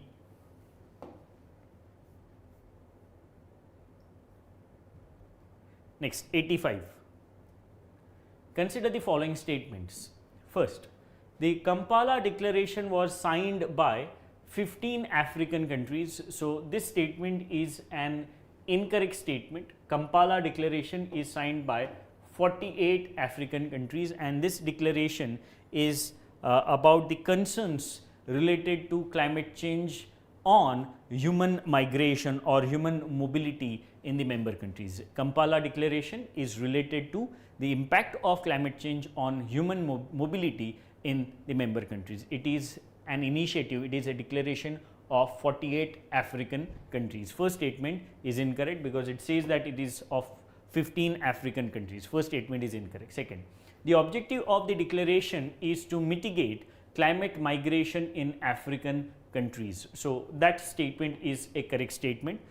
It does focuses on mitigation of climate induced migration in the member countries. Third, the declaration calls for enhanced cooperation in areas of progressive desertification and land degradation creating forced mobility of people and livestock. So that is also correct statement. As it is a kind of declaration of 48 countries, obviously it will seek some kind of cooperation in order to address climate induced mobility of human beings as well as livestock. Third is correct. Fourth, the conference was organized by the International Organization for Migration IOM and the United Nations Framework Convention on Climate Change. This statement is incorrect statement. IOM, that is International Organization for Migration, was the organizing party, but UNFCCC is not there, and that's why fourth statement is incorrect statement. So only two statements are correct, that is second and third, and that's why answer of this question is B, as we are supposed to find out correct statements only. So answer of this question number 85 is B. So these are the questions that we have from environment and ecology. Let us start our discussion of science and technology questions. So first question is question number 51. Consider the following statements regarding vaccination. First, vaccination provides immediate protection against diseases without the need for the body to develop its own immune response. This statement is an incorrect statement. The objective of vaccination is to allow body to create its own immune response. Vaccines teach our immune system how it is supposed to fight an infection, and that's why immune system's role is important in vaccination. First statement is incorrect statement. Second, herd immunity occurs when a high percentage of the population is vaccinated, providing indirect protection to those who are not immune to the disease. Right? So this statement is also correct statement. Herd immunity can occur in both the ways. That means if a substantial part of the population is infected, or if the substantial part of the population has been vaccinated, both are the ways to achieve herd immunity. And once herd immunity is achieved, those who are not infected or those who are not vaccinated, they will be protected, and that's why second statement is correct statement. Third, vaccination is the only effective for viral diseases and has no impact on bacterial infection. That statement is an incorrect statement, right? So even for bacterial infection, we do use vaccine. So third statement is incorrect. Only second statement is correct statement, and that's why answer of this question is A. Question number 51, answer is A, only one. Next, 52. Consider the following statements regarding fast breeder reactors. Fast breeder reactors are the second stage. They are used in the second stage of Indian nuclear program. So let us consider the statements. First, fast breeder reactors use liquid sodium as a coolant to transfer heat generated by nuclear reactions. Correct statement, right? They use liquid sodium, and that's why additional safety measures are needed in the use of fast breeder reactor, as liquid sodium, if it comes in contact with air or water, it reacts violently, and that's why additional safety measures are needed. First statement is correct. Second, the breeding ratio in fast breeder reactors refers to the ratio of fissile material produced to the fissile material consumed. That is correct statement, right? Fast breeder reactors are known for production of more fissile material, and this breeding ratio is a kind of ratio that tells us how much fissile material has been used and how much has been produced. So second statement is correct statement. Third, fast breeder reactors operate at higher temperatures compared to conventional nuclear reactors to achieve better neutron economy. This statement is an incorrect statement. That means fast breeder reactors, they do operate at higher temperature, but that is for better thermodynamic efficiency and power generation. It is not for better neutron economy. This is incorrect. They do operate at higher temperature for thermodynamic efficiency and for more power generation. So only first two statements are correct statements. Answer of this question is B. 52, answer is B. Next now 53. Consider the following statements regarding the solar cells. Solar cells are the it is an approach where we use solar energy, the pressure from solar radiations in order to carry out navigation, in order to carry out, let's say, ignition, right? Not navigation.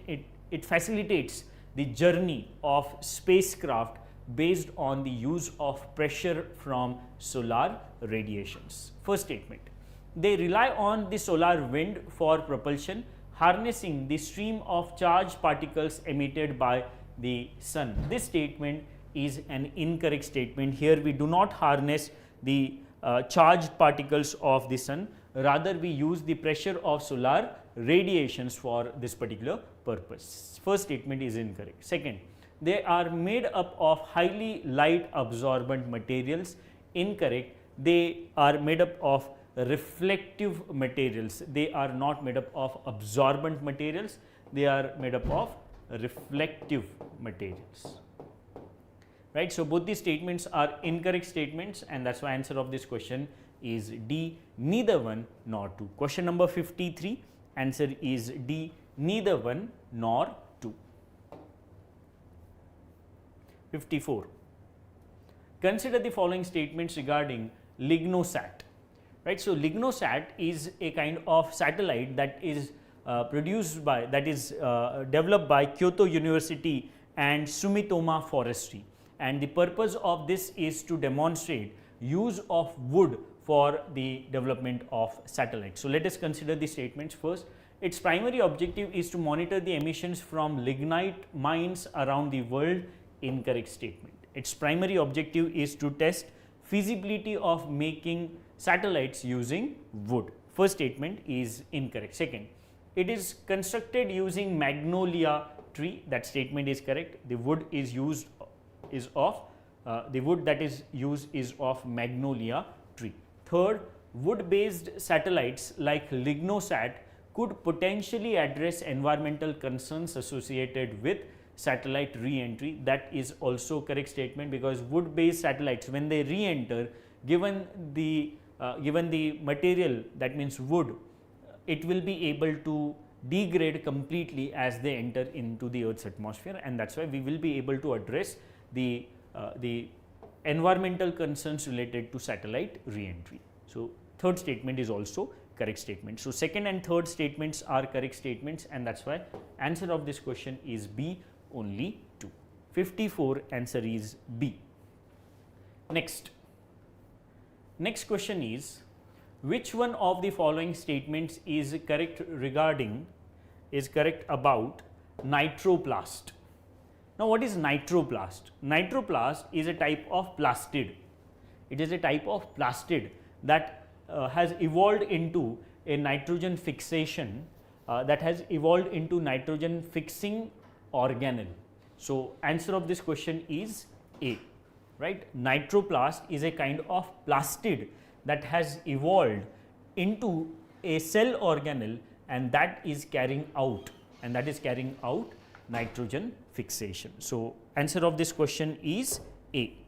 Earlier, that means before nitroplast, it was mitochondria and chloroplast that have evolved. They were the organisms. And they were the bacteria, living bacteria. Mitochondria and chloroplast were living bacteria, and they evolved to become a part of our cells, and they have become an important part of cell organelles, and they are carrying out the process of nitrogen fixation. So, answer of this question is A. Nitroplast is a kind of plastid that helps in nitrogen fixation. Answer is A. 55, answer is A. So, recently there was an article related to this development of nitroplast. Next, 56. Consider the following statement regarding Turing test. Right. So, you must be aware of Turing test. Turing test is a test that helps us understand how the computer, or how a kind of AI algorithm is able to mimic human intelligent human behavior? First statement, statement 1. It assesses computers' ability to exhibit intelligent behavior indistinguishable from that of human. First statement is correct statement. That test is called as Turing test. Statement 2.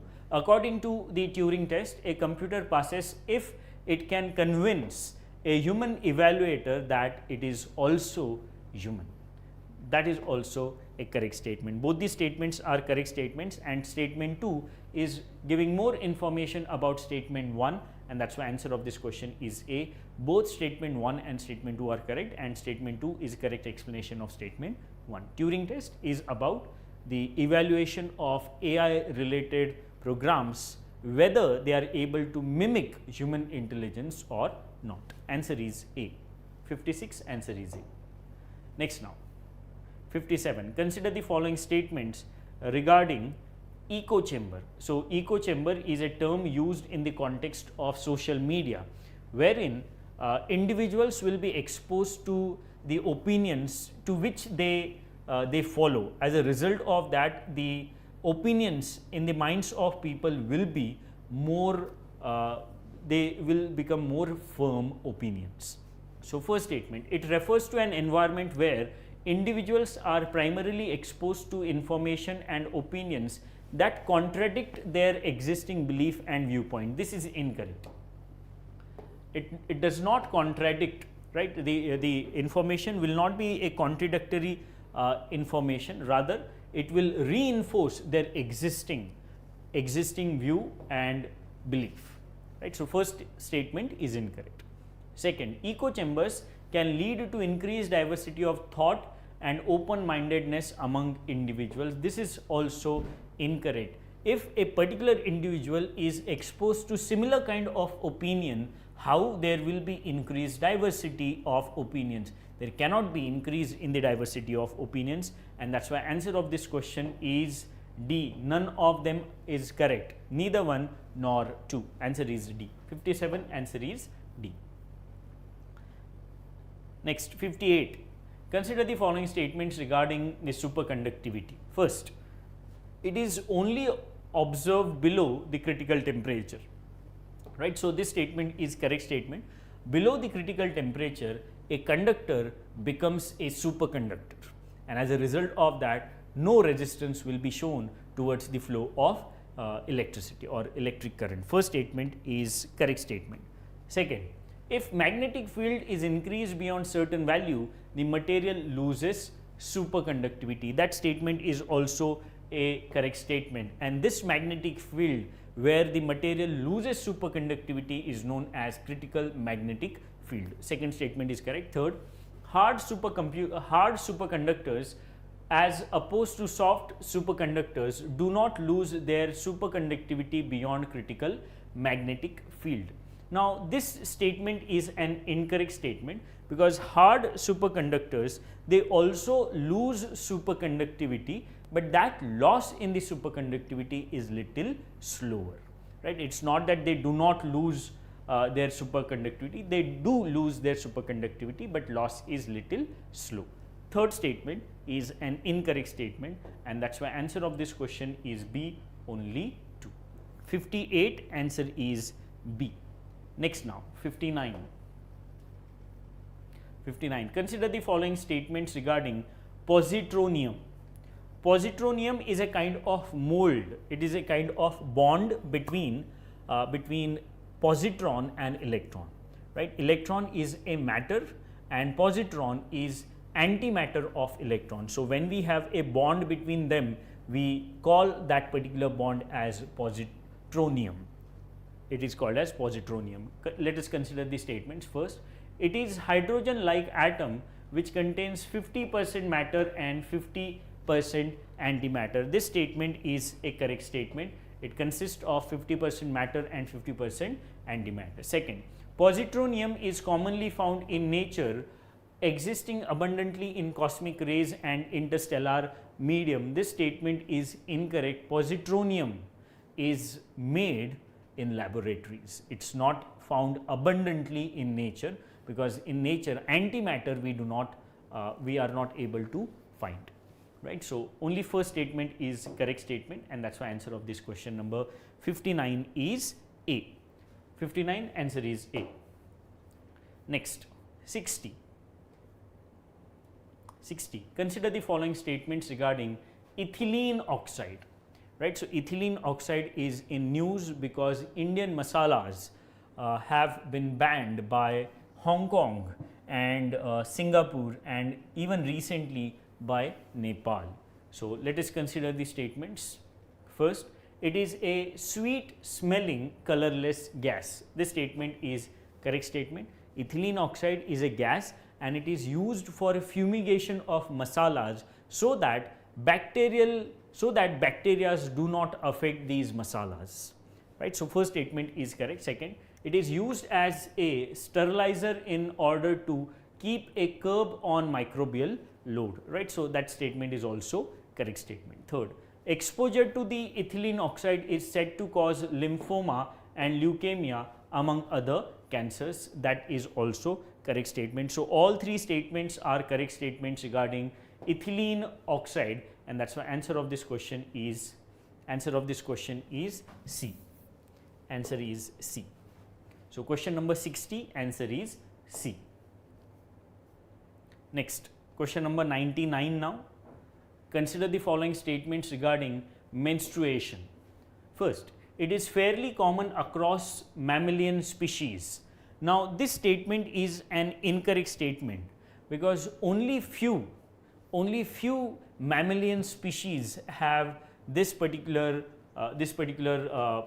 let's say menstruation process, right? It is only there in primates, few bats and shrews.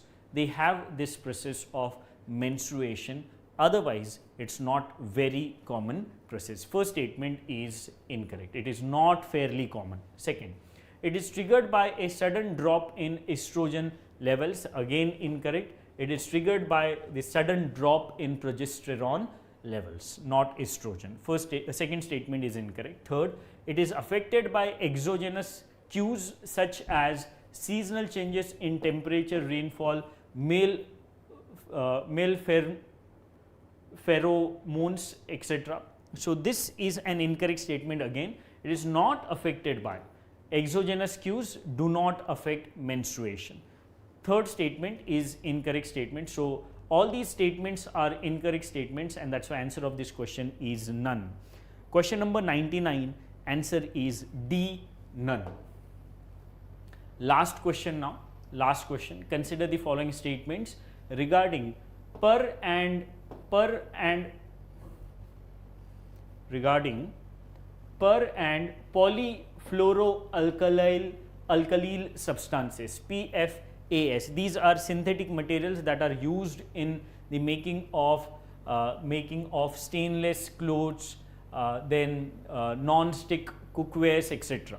Right. So that is what is the PFAS. It is highly synthetic chemical. First, they cannot build up, bioaccumulate in the fish and wildlife owing to their carbon fluorine bond. So this statement is an incorrect because they do have a tendency of bioaccumulation. It's not that they won't be able to bioaccumulate, they can bioaccumulate. Second, these substances are characterized by strong carbon fluorine bonds which make them highly resistant to degradation in the environment and in the human body. So this statement is a correct statement. They are characterized by strong carbon fluorine bonds and they are highly resistant to degradation in the environment. Second is correct. Third, PFHXS, PFOA and PFOS are the three subgroups of PFAS currently listed under Stockholm Convention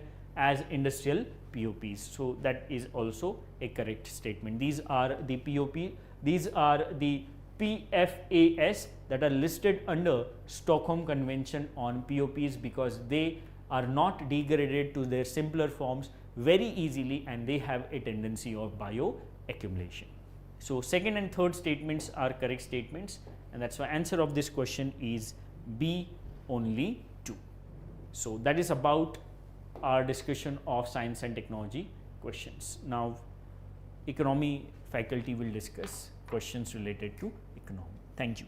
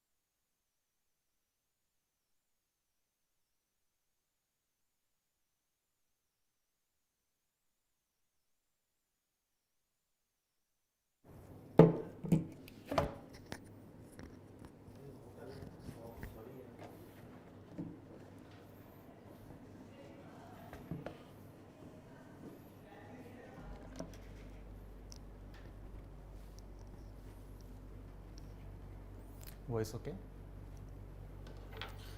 So, hello everyone, welcome to GS Core. I am Krishna Gupta. So, today I will be taking discussion on All India Open Mock Test 2 for subject geography. Okay, so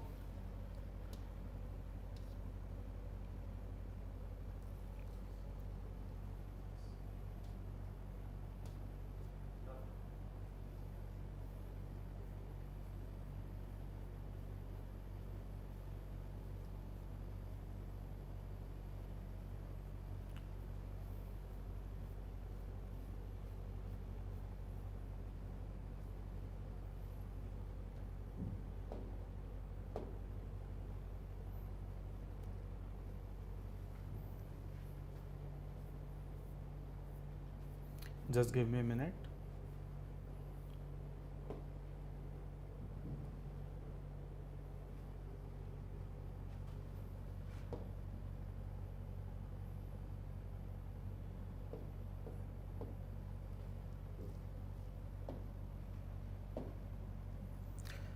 So friends, first question for us for this discussion is the different passes of India and the following mountain ranges. So basically what we had seen in the previous year's questions, that there are various match the following questions are being asked. So here certain passes are provided, rivers are provided, glaciers are provided, and certain mountain ranges are provided, and we have to match the following likewise. So this question here we see that the first pass here it is asking about the Banihal pass and it is paired with Pir Panjal. If you look at this statement, yes, Banihal pass, it is correctly matched because it is one of the link which connects the Kashmir region with the Jammu region. Therefore this statement or this pair is a correct pair. Now if we go to the next part, we have the Pencilla pass. Pencilla pass, if we see, it is connecting here to the Zaskar Valley.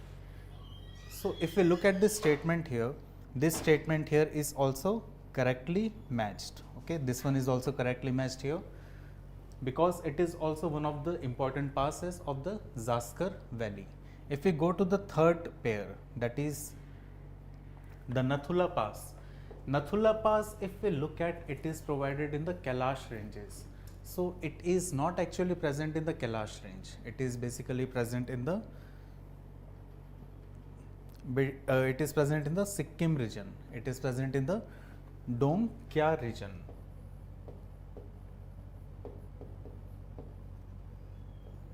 Or Dongkya range, which is present in Sikkim region. So this is one of the Himalayan region which is present in as a part of the Sikkim Himalayas. Therefore, we look at this statement or this pair is incorrect. This pair is incorrect. So if we are looking here for the incorrect pairs, so we have answer A only one. A only one is the correct answer for this question. Now, moving forward, we have next question here as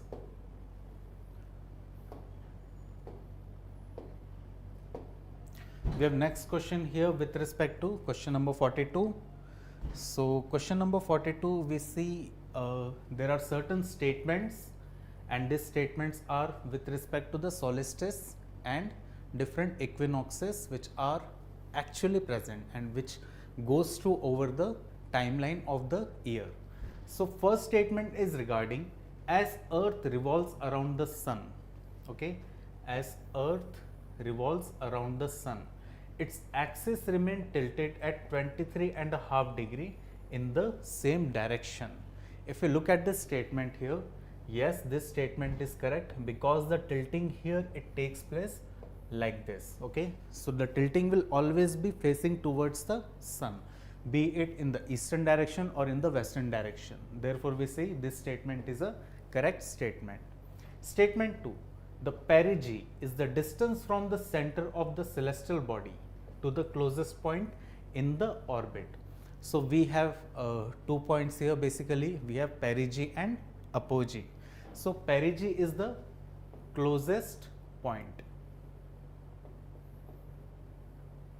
and apogee it is basically the farthest point. is the distance from the center of the celestial body to the closest point. Okay, therefore this statement is also a correct statement. Now statement 3, the summer solstice is the time when the sun is directly above the Tropic of Capricorn. Okay, so we see here that this statement here, it is an incorrect statement, because Tropic of the summer solstice, we have two parts here.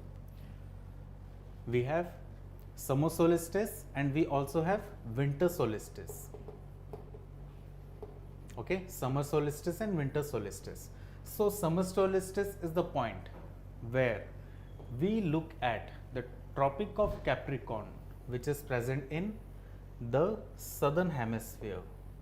Okay, the Tropic of Capricorn, it basically happens in the winter solstice and not the summer solstice. Okay, so this is the basic point, a turning point is here, which we need to identify that it is not summer but it is winter. Therefore this statement is an incorrect statement. Now the summer solstice leads to an increase in the process of photosynthesis. If we look at this statement here, this statement is also correct statement. Why? Because during the summer solstices, that is, these are the two solstice points, okay, and this is the point for the equinoxes, where there are two equinoxes in a year. Now in this solstice point, when the sun, it is having its direct sun rays, or it is incident directly over the Tropic of Cancer or Tropic of Capricorn, so in those regions the sun rays will be high, the insolation will be high. Therefore the photosynthesis process, it will increase for those durations. Therefore this statement is also a correct statement here. So as we look at the correct statement here, we have 1, 2 and 4 only. So the correct pair here, we have C only 3 as the correct answer. C only 3 is the correct answer for this question. Now moving to the next question.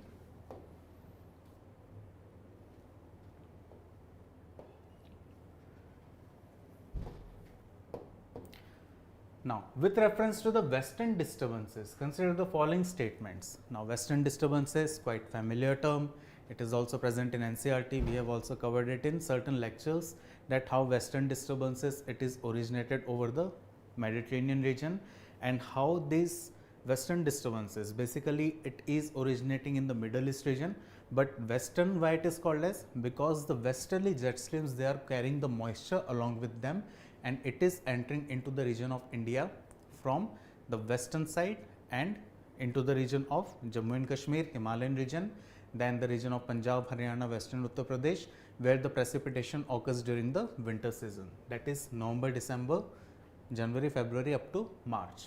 Now these add monsoonal rainfall in northwest India.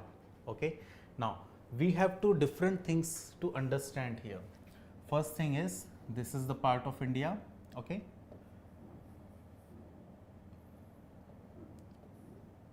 this is the western part of India,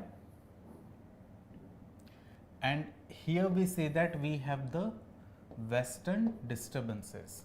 Now if we are talking about the monsoonal rainfall during the western disturbances, or during the we see that we have two types or two variants of monsoonal rainfall. First is the southwest monsoon and second is the northeast monsoon. The duration at the point where the western disturbances actually occur, it is the duration of northeast monsoon duration. Therefore it is actually playing no major role. Okay, it is actually playing no major role here with respect to aiding the monsoonal rainfall in India, because here it is quite two different actual phenomena. If we are talking about El Nino, yes, it influences. If we talk about Indian Ocean Dipole, yes, it influences the Indian monsoon, but not the western disturbances, because it is completely a different geographical phenomena occurring at a different geographical region. Okay, therefore this statement here, it is an incorrect statement, because the western disturbances phenomena, it is occurring in the Mediterranean Sea region. Okay, now second is, these are storms that originate in the Caspian or Mediterranean Sea, as we have already discussed. This is a correct statement here. They are low pressure depressions that occur during winter, particularly in the northern states of India. So this statement, if we look at, this is a correct statement, because we have already discussed here the northern states, Jammu and Kashmir, Punjab, Haryana, Western Uttar Pradesh. Okay, certain regions of Rajasthan, certain northern and northeastern region of Rajasthan, certain regions of Madhya Pradesh, very certain regions, but these states are the major states which are influenced by the western disturbances and the rainfall or precipitation occurring out of it. Now, fourth statement we have, they do not influence the southern state of India. If we look at this statement is incorrect here. This statement is incorrect. Why?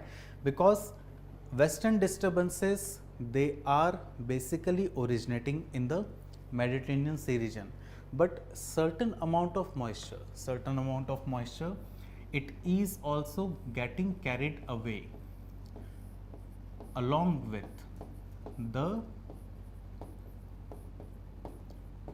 monsoonal rainfall or northeast monsoon part. Okay, here we see that certain amount of moisture is carried out by it.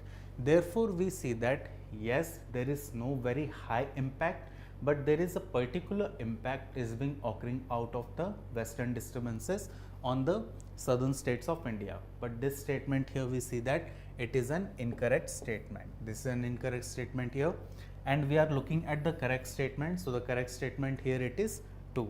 Therefore, the correct answer for this question is B only 2. B only 2 is the correct answer for this question here. Now, as we move ahead, we have next question here. Now, the question is, just a second.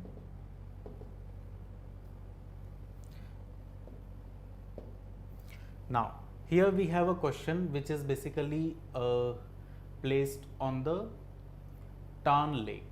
Okay, it is basically placed on the Tarn Lake. Basically, if we look at, this is a question which is found out on the glacial landforms.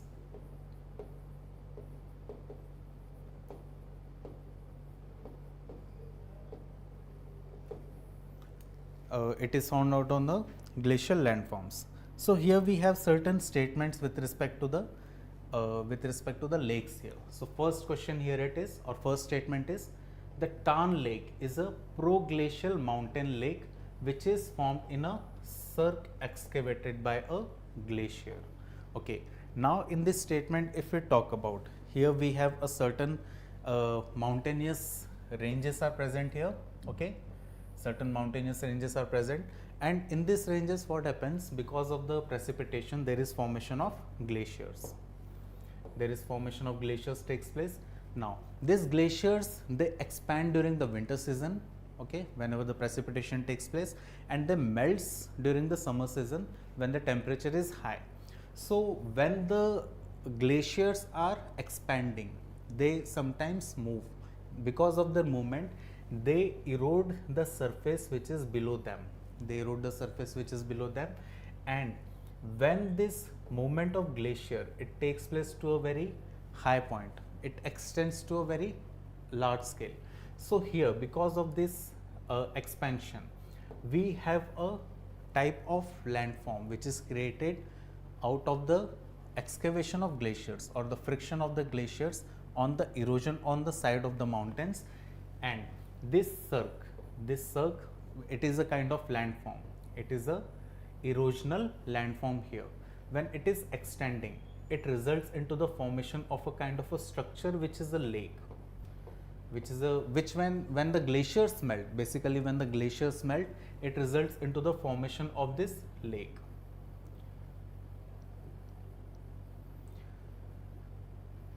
So the lakes which are basically created out of the mountains, okay, because of the cirque kind of erosional activity or cirque kind of erosional landform created out of the glaciers, and these glaciers, when they melt, they result into the filling up of these lakes by the water, resulting into the formation of Tarn Lake. So therefore we see that this statement here, it is a correct statement. Now moving to the next question. In karst topography, a portion of the roof hangs on the roof and evaporation of water leads to the formation of stalactite. Now this is the question which we have seen from the perspective of glacial landform. The karst topography, if we look at, it is one of the part of groundwater landforms. It is part of a groundwater landform. So here what we are seeing, that there is a cave is already formed. A cave is formed here, and from the roof or from the ceiling we see that there is formation of certain type of landform because of the water droplet being taken out of those part. So because of the water droplet, there is a hanging portion is been formed here, and evaporation of water leads to formation of stalactite. So here we see that this is the one of the landform which is attached to the roof, and it is actually called as stalactite. Now we are here talking about another term, that is evaporation of water. Evaporation of water, what happens here?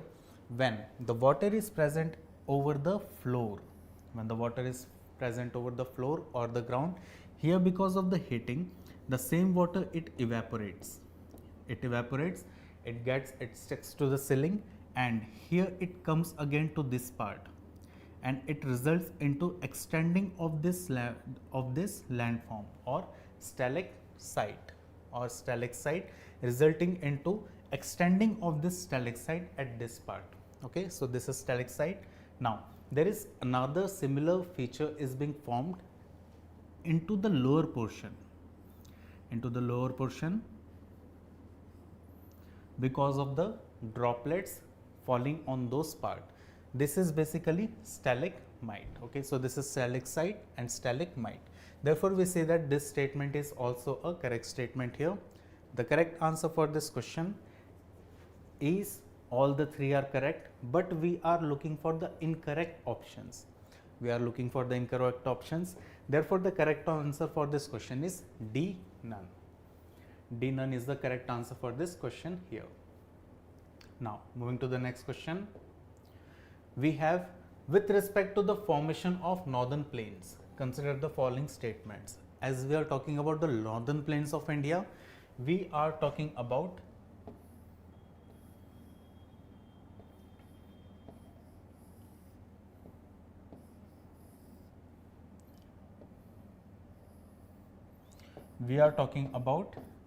the Ganga Brahmaputra plains.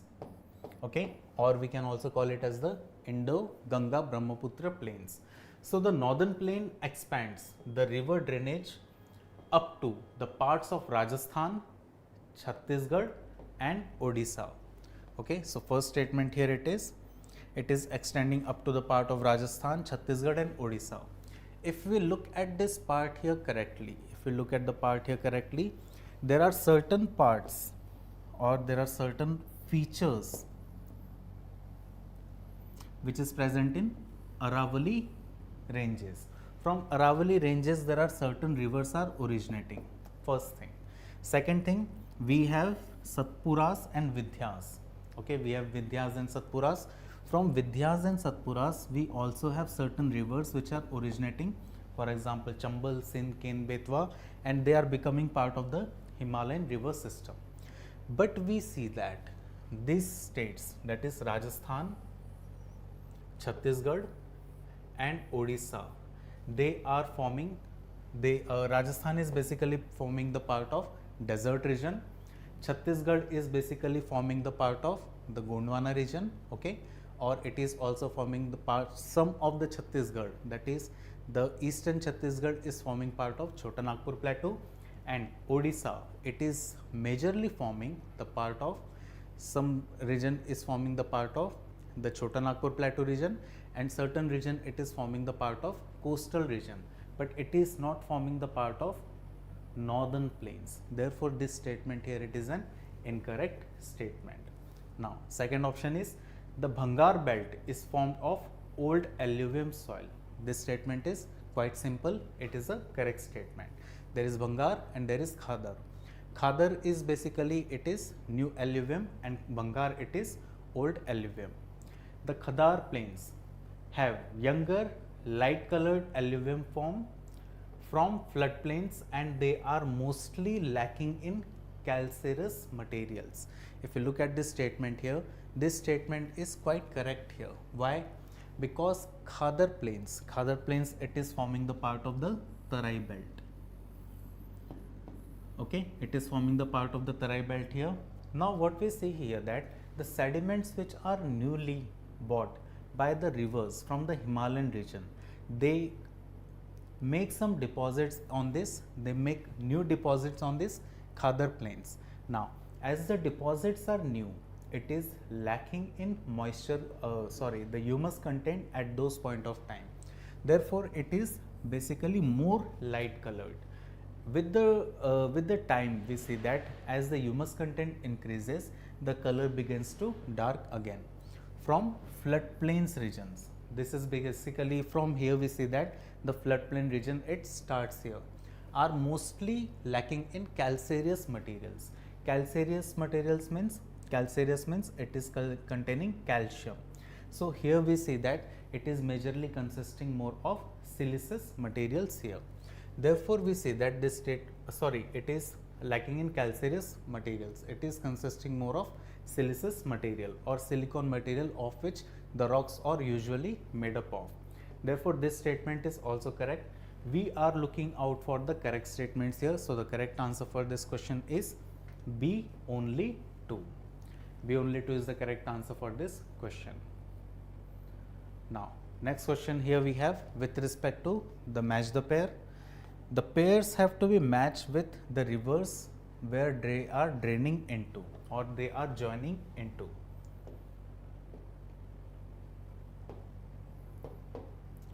Now we see that we have first pair as Mekong River.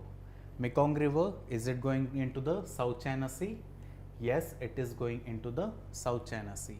Mekong is one of the rivers which is having the Himalayan origin. Okay, it is also having one of the Himalayan origin, and it is flowing from China to the region of Myanmar, Myanmar to the region of Thailand, and from Thailand it is joining the South China Sea region. So this statement is correct.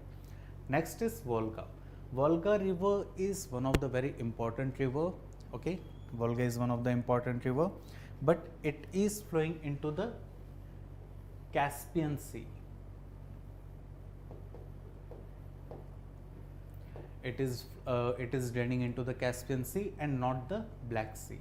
Third river is Loire. Loire river, it is flowing into the Atlantic Ocean. This is one of the very important question because Loire river is in news. Loire river, it is originating basically in France. It is originating basically in France, and it is one of the quite important river right now. Why? Because the river is getting dried up. The rivers are getting, the European regions are facing one of the issues with respect to climate change, that is the rivers are drying up, because of which this is one of the important rivers which is in news and can come in UPSC exam, that is Prelims examination. Therefore we see that we have pair 1 and pair 3 as the correct pair. Pair 2 is incorrect here. We are looking out for the correct pairs. So the correct answer for this question is B only 2. B only 2 is the correct answer for this question here. Now we have next question with respect to the bioethanol and ethanol production in India. So we have first statement here with respect to the ethanol production. Ethanol, if we want to look at, ethanol is one of the byproduct of the sugarcane production. It is one of the byproduct of sugar plants or sugar industry.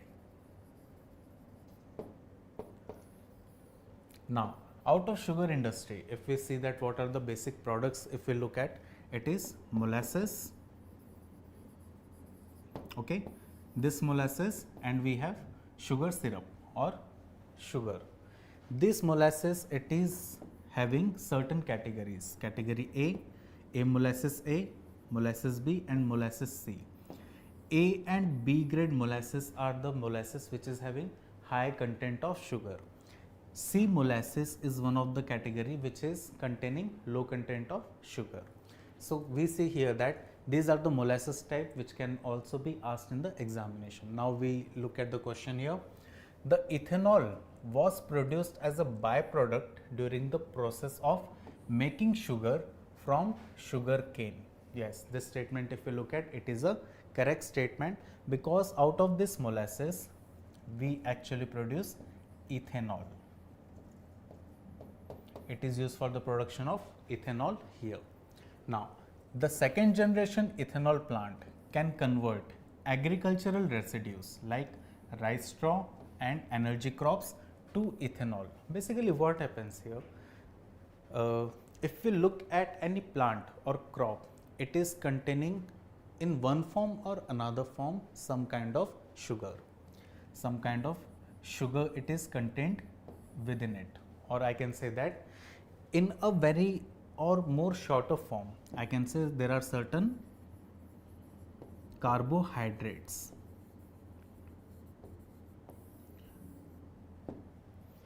The sugar is made up of carbohydrates basically. So what we see here, that the rice straws, okay, or the energy crops, they are consisting of carbohydrates.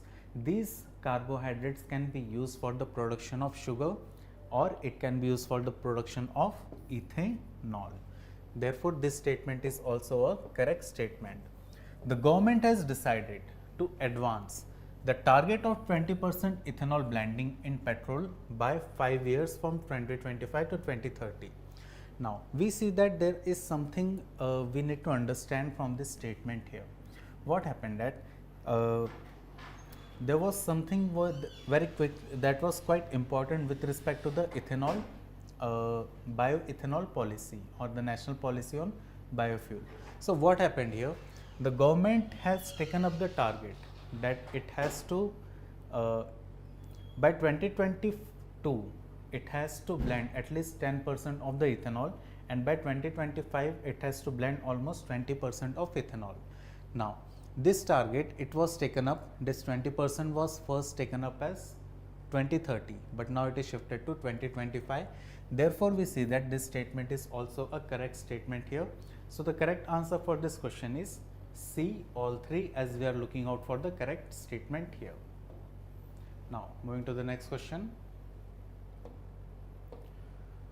Now, consider the following statements. We have certain statements which are basically based on certain forest produces. So, coniferous forest.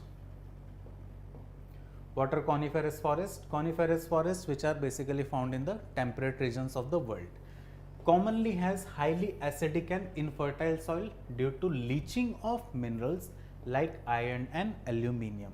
If you look at this statement here, coniferous trees are like Christmas tree. You might have seen Christmas trees. You might have seen the pictures of the Himalayan region or the Alps region.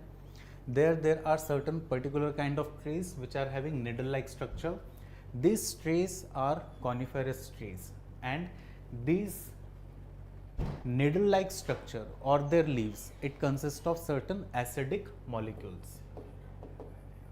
These acidic molecules, when it falls over the soil, it results into the acidification of soil.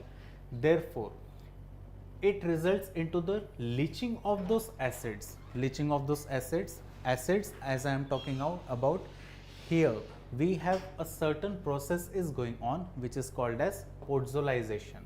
In this podzolization, certain metals like aluminium and iron, they undergo this process, and this acid, it results into the conversion of these metals into its different form. For example, if we have iron will be converted into Fe2O3, or aluminium, it will be converted into Al2O3. Because of this process, these metals become water soluble and they starts leaching out from the top layer of the soil, resulting into their lowing down, resulting into their lacking. Therefore, this statement here, it is a correct statement.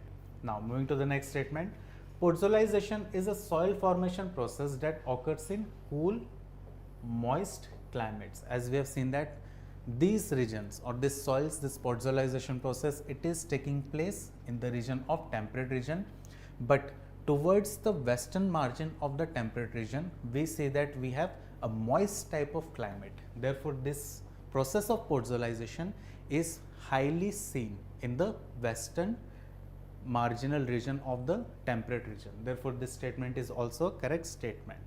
Now, podzol soils have higher organic matter, which is good for plant growth. If you look at this statement here, it is an incorrect statement, because podzol soils, they are lacking. They basically lack the organic matter here, and it is happening because of the processes.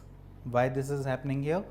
Because the organic layer which is formed here, the organic layer, the topmost layer of the soil, which is an organic layer, here we have very low microbial activity, because of which we have two important things to understand. First is humus and second is litter.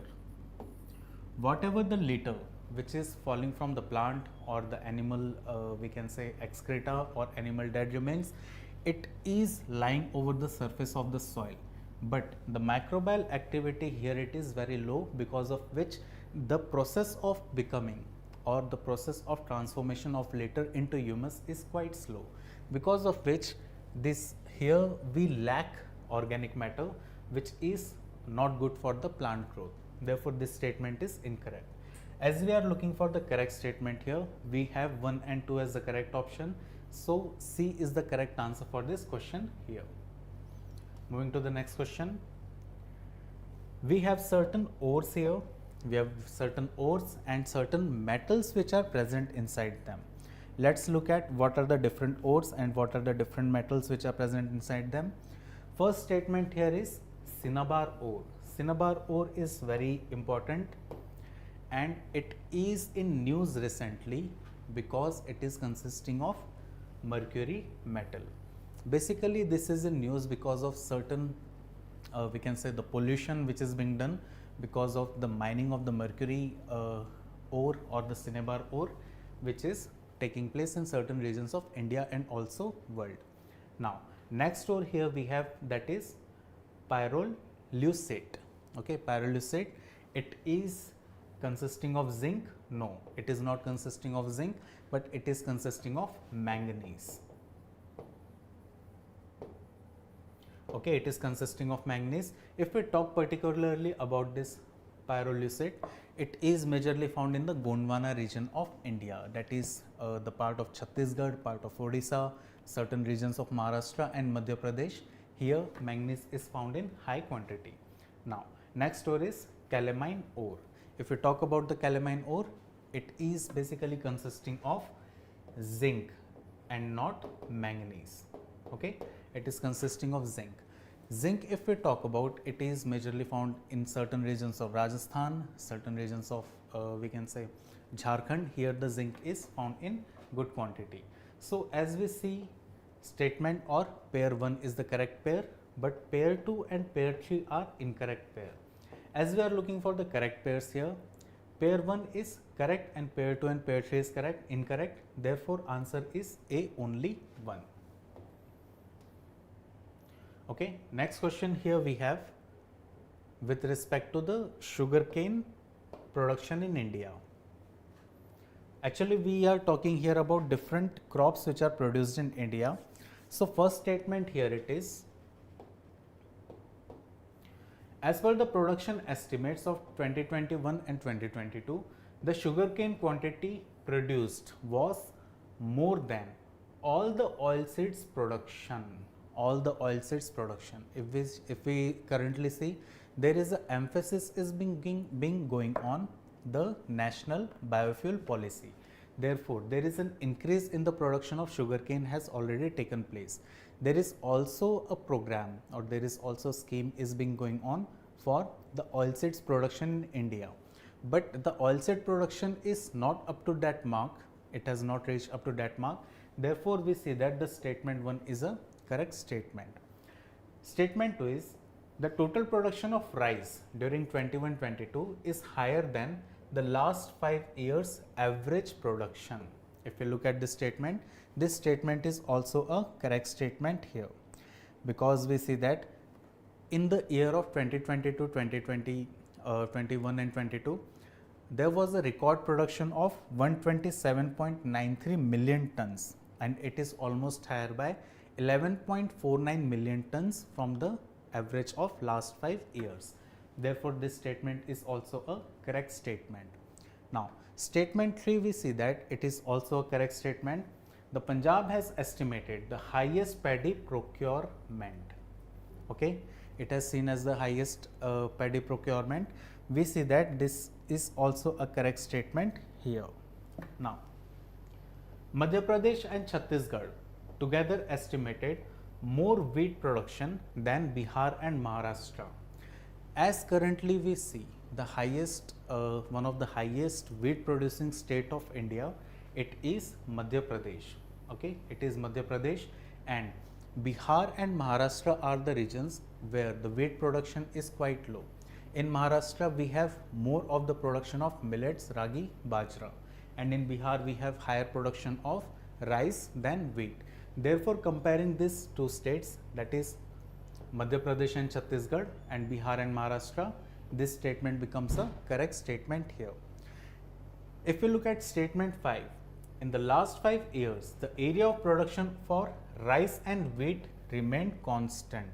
This statement we look at, this statement is incorrect. This statement is incorrect because the area under cultivation for rice, wheat, okay, not only rice, wheat, but also maize and pulses, it has increased from 30.81 million hectares to 43.95 million hectares. This was particularly for rice, but there is increase in the area hectare where the production of these crops is being done. All of them has been increased. How this has been increased? It is basically an impact of green revolution. Therefore, we say that this statement is incorrect. Therefore, we are looking for the correct statements. So, only 4, that is C, is the correct answer for this question.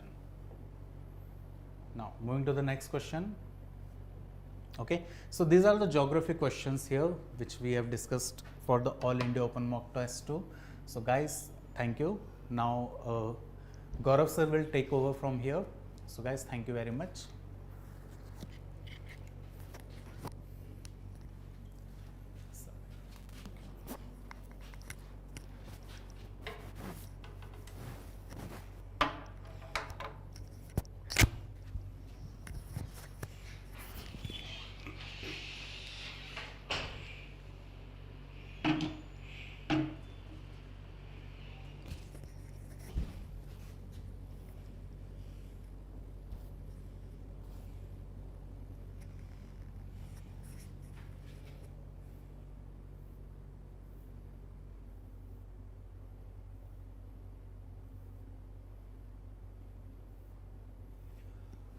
Hello students, let me start with the Indian economy questions. So,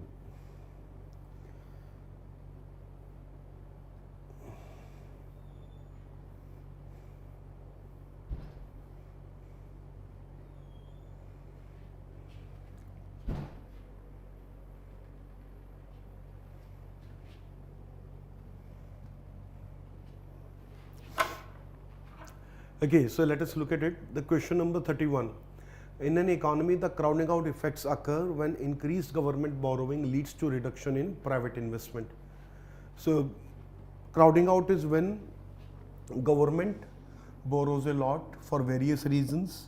It can be the need to encourage the economic activity. It can be the problem of fiscal deficit.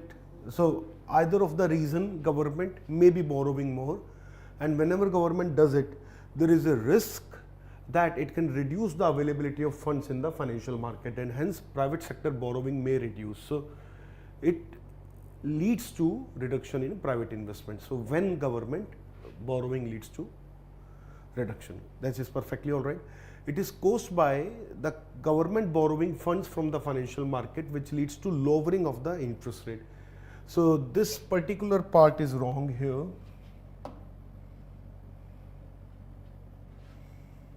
The interest rates will only increase, they cannot decrease.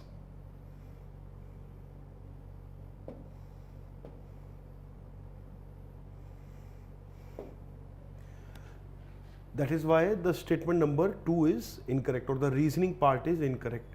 Only A is correct. C should be the answer.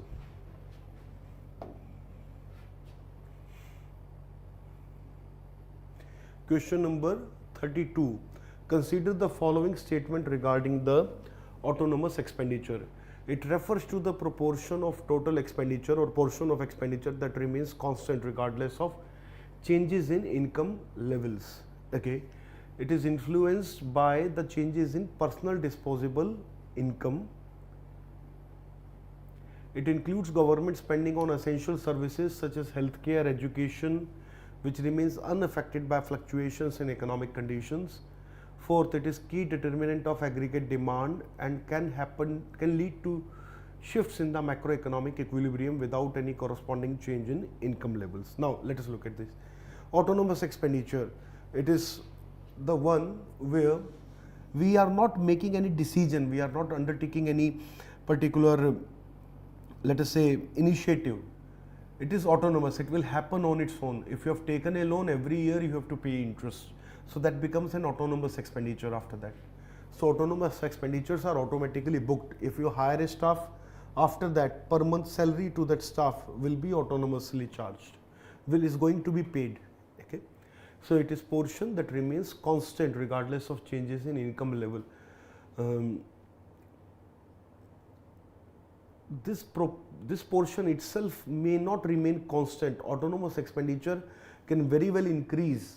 With the increase in income levels, government may be inclined to hire more people, they may be inclined to incur some permanent expenditures additionally. So that is why it can increase. It is influenced by changes in personal disposable income. No. It includes government spending on essential services, healthcare, education, which remains of. So 3 is correct.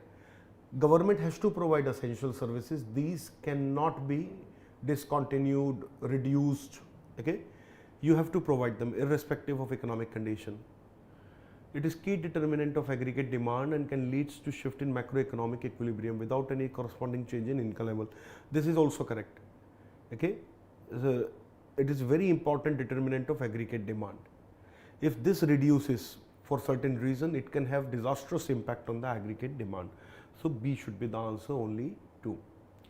Question number 33. Consider the following statement regarding SFB and the payment banks. So these are both differentiated banks. They are permitted to accept deposits from individuals and small businesses, but not small finance banks are authorized to undertake lending activities. So this is wrong because lending activity is restricted for payment banks. Small finance bank can give loan. So first statement is wrong. Both are subject to prudential regulations and supervision by RBI, which is correct.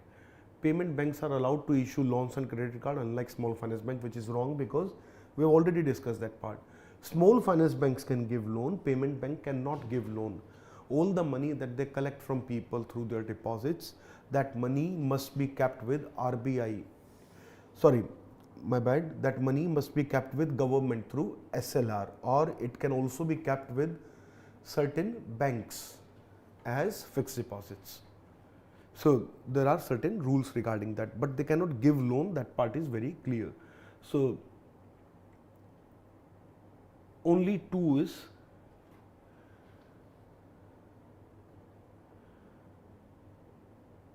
sorry, 1 and 2 are correct. I didn't read it clearly, but only small finance banks are authorized to undertake lending. Yes, first statement is correct. Okay.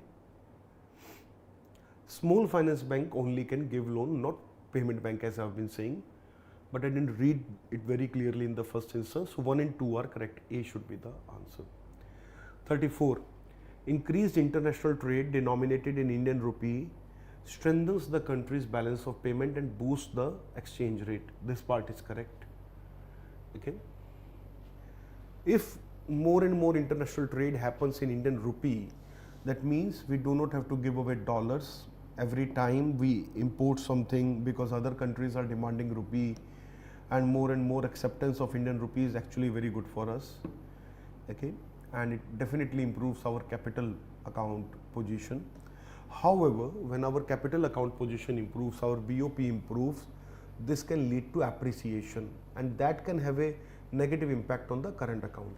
So our trade may actually get negatively affected. We do not know for sure. Basically, it is indeterministic, because it can encourage trade also, it can discourage trade also. So it can have, I mean, it can encourage exports, it can discourage export. From there are different perspectives to it. That is why the second statement we cannot determine. Second statement is not a certain outcome. First statement will happen, because if more and more trade is there in Indian rupee, rupee's strength will improve, more and more people would like to hold rupee, so rupee's demand will increase, and that means in the capital account the bank deposits by foreigners will increase, the NRI deposits will increase, okay, FDI, FPI will increase because of that. So these are the major advantages in capital account. So no doubt capital account will improve, and that improves the BOP, and it boosts the exchange rate, means it leads to appreciation. That part is also correct, but appreciation may lead to decline in the current account. So one only is the answer. Question number 35. Which of the following initiative launched by Government of India under ease of doing business? You can check it with the hints, nothing to explain here. Next, consider the following statement. India depends on imports to meet over 85% of its crude oil requirement. That is correct. India is the, you can check it, it is purely factual again. Okay, let us focus more time on the questions which require some explanation part. So question number 37, point number 1 about urban cooperative banks. They are not required to maintain a certain amount of cash reserve and liquid assets. This is wrong. They are required. Second, they fall under the purview of State Bank of India, Subsidiaries Bank Act 1959. Wrong. They fall under the purview of RBI Act, okay, 1949. So there are two RBI Act, 1935 and 1949. 1935 largely deals with monetary policy. The 1949 Act deals largely with the management of banks.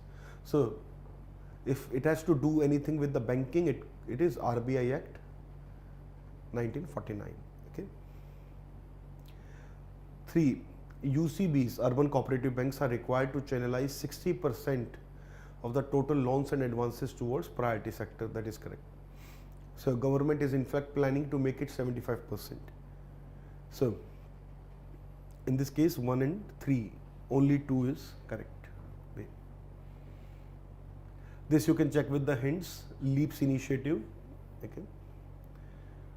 39. RBI can adopt an expansionist monetary policy through 1. Reduction in bank rate and repo rate. 2. Increasing the SLR. 3. Increasing the MSF.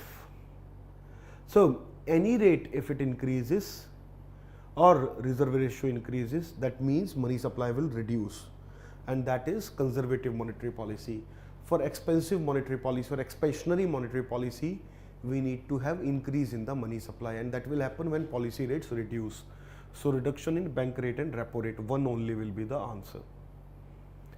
2 and 3, if we increase these rates or the ratio, this will reduce the money supply. 40th, it is about the reforms. Following the implementation of LPG reforms in India, urban productivity witnessed a significant increase compared to rural productivity. That is correct. Contribution of urban population as percentage of total NDP, net domestic product, has almost doubled after the introduction of LPG reforms. That is also correct. So both 1 and 2. In the context of tax buoyancy trends in India, consider the following statement. tax buoyancy value greater than 1, indicating that tax revenue grows faster than GDP during periods of economic expansion. Yes, this is exactly what tax buoyancy means.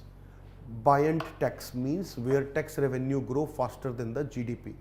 A tax system is considered to be buoyant when the ratio is greater than 1, and ratio of which indicator? The ratio of increase in the tax revenues with respect to the increase in the GDP.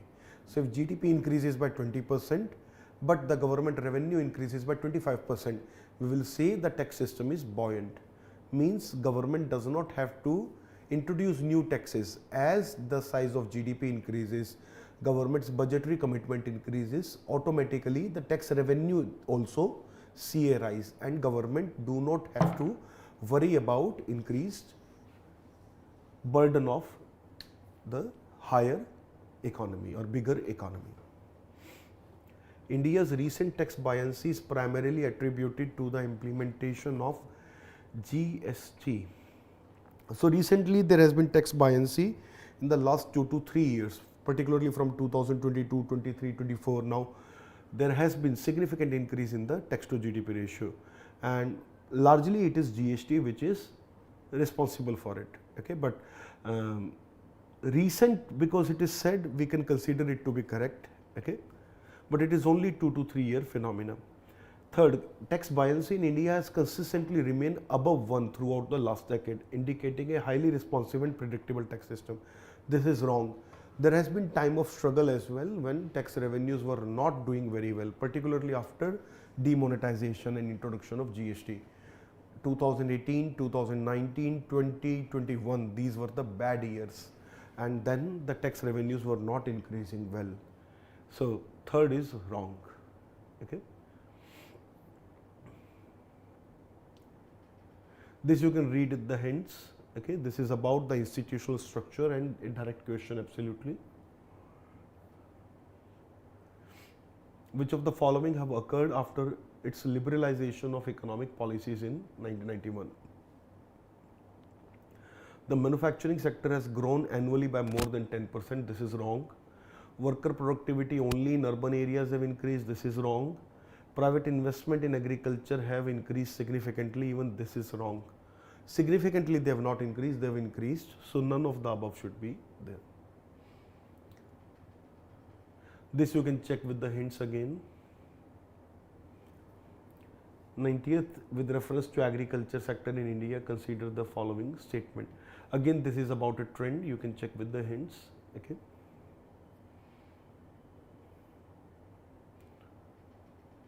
So, this completes our discussion on the Indian economy. As I told you, there are many questions which are directly factual, directly scheme based, directly factual information about institution. I am not going into those discussion. I am spending that time rather into explanation of the concepts and the phenomena. So, this is where I conclude my section, and now another section will start.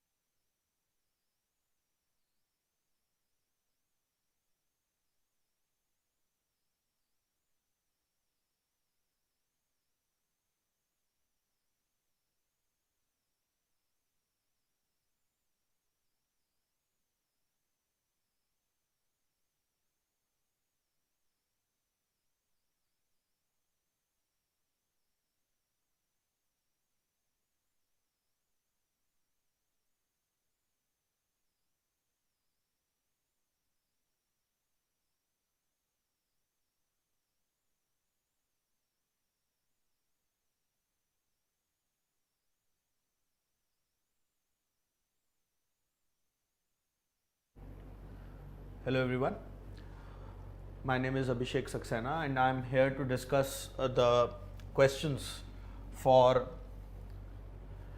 governance, right.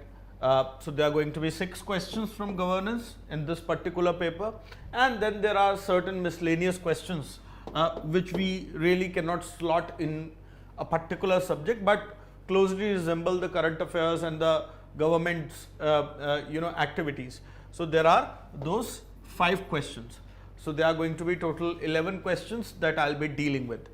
So let us move to the very first question under governance, and this is question number 46. Question number 46. Now let us read this question. Regarding the national mission for mentoring, consider the following statements. The mission aligns with National Education Policy 2020, aiming to empower teachers via strong mentorship for better teaching practices and effectiveness. The second statement is the Ministry of Education has initiated the National Mission for Mentoring program as a pilot project. Which of the following statements given is or are correct? And if we see the options, these are the traditional form of options: 1 only, 2 only, both, and neither. So obviously, as a solution technique, I'll get into the merits of the question in a while. Elimination can be used, but let us not resort to techniques, tips and tricks kind of a method, and let us try and methodically examine the question. If you look at this particular question, the mission aligns with National Education Policy 2020. So whenever we talk about governance, I always talk about the stakeholder mapping. Why this is important? If there is a government initiative, which are the stakeholders in and around the implementing agency, the nodal ministry, etc., etc., etc. Right? So we need to keep a track of those things. So if the stakeholder map has this, that it aligns with the National Education Policy, right, then it is correct. In this case, it is indeed correct. It aligns with the National Education Policy. The second statement again can be solved by this stakeholder mapping. Ministry of Education has initiated the National Mission for Mentoring program as a pilot project. This statement is incorrect to the extent that it is the NCTE, that is the National Council for Teachers Education, which has initiated it as a pilot project, which has initiated it as a pilot project. Okay, which has initiated it as a pilot project. So simply by the use of this stakeholder mapping, we can arrive at the answer, that is A in this case. That is A in this case. So every such initiative that is out there, you need to have the basic stakeholder mapping, the implication, the stakeholder, both on the impact side as well as from where it is being started, which is the target group, which are the agencies involved, etc. And by that you can at least decipher the statements, which of them are correct. Let us move to the next question. With reference to Competition Amendment Act of 2023, consider the following statements. And if you look at the format, we are being asked to find the correct statement, and it is again a traditional format wherein elimination and other techniques can be used. Okay, so a good source of these acts is always PRS legislative research. And often there are 2-3 points with regards to acts in news. If it is a new act, right, the ministry concern, okay, the department concerned, and the features or the postulates. This act might give rise to an agency or alter the provisions with regards to agency. Again, that would form the part of the features. If it's an old act, what is being replaced? That is also very important, because often in the statement the previous act can be alluded to. Okay, so after this, let us look at the set of statements that we have. We need to find the correct ones. The act regulates the competition, streamline operations, and foster a business friendly environment. That is precisely the intent of the Amendment Act. Since it's an Amendment Act, so we are looking at an old act here. The act empowers the Competition Commission of India. Remember, I talked about an agency or a body or an institution. So in this case, the Competition Act will obviously allude to the Competition Commission of India, and CCI was in news for various reasons. To set extra criteria via regulations defining material influence for clarity. So in a way, it bolsters the powers of the Competition Commission. This is again correct. CCI approval required for INR 2000 crore mergers involving India-based entities under new provision. That is true. If you recall, the Vistara Air India merger was also in the news, right? So corporate entities involving so much capital, that is there. Next statement. It also introduces a 1-year limitation period for entertaining information or references regarding alleged contravention under the Act. Such deals have a gestation cycle which is long, right? A year is a relatively shorter term. Okay. So do you think it will foster business environment, or it will be, it will act in a counterproductive manner? Just your common sense. Just your common sense. Even if you have no idea about it. Okay. So this seems incorrect, right? Why it is incorrect? Because instead of this 1-year period, it seeks 3-year period, which is reasonable for a financial transaction and for a market like India. And hence, on this ground, this statement becomes incorrect. So out of the 1, 2, 3, 4, we have the 4th statement that is incorrect. Hence, the option to mark here would be option C. Option C. Moving further to the next question.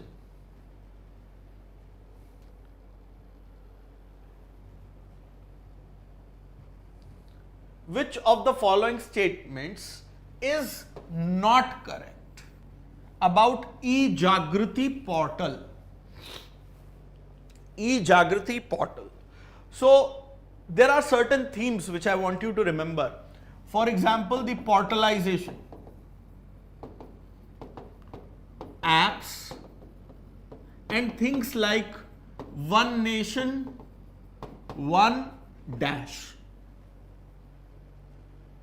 So this is portability, this is portalizations and new apps, because in e-governance, a multitude of new things are being introduced, and hence there is a certain amount of theme which we should pick up so that we can remember stuff.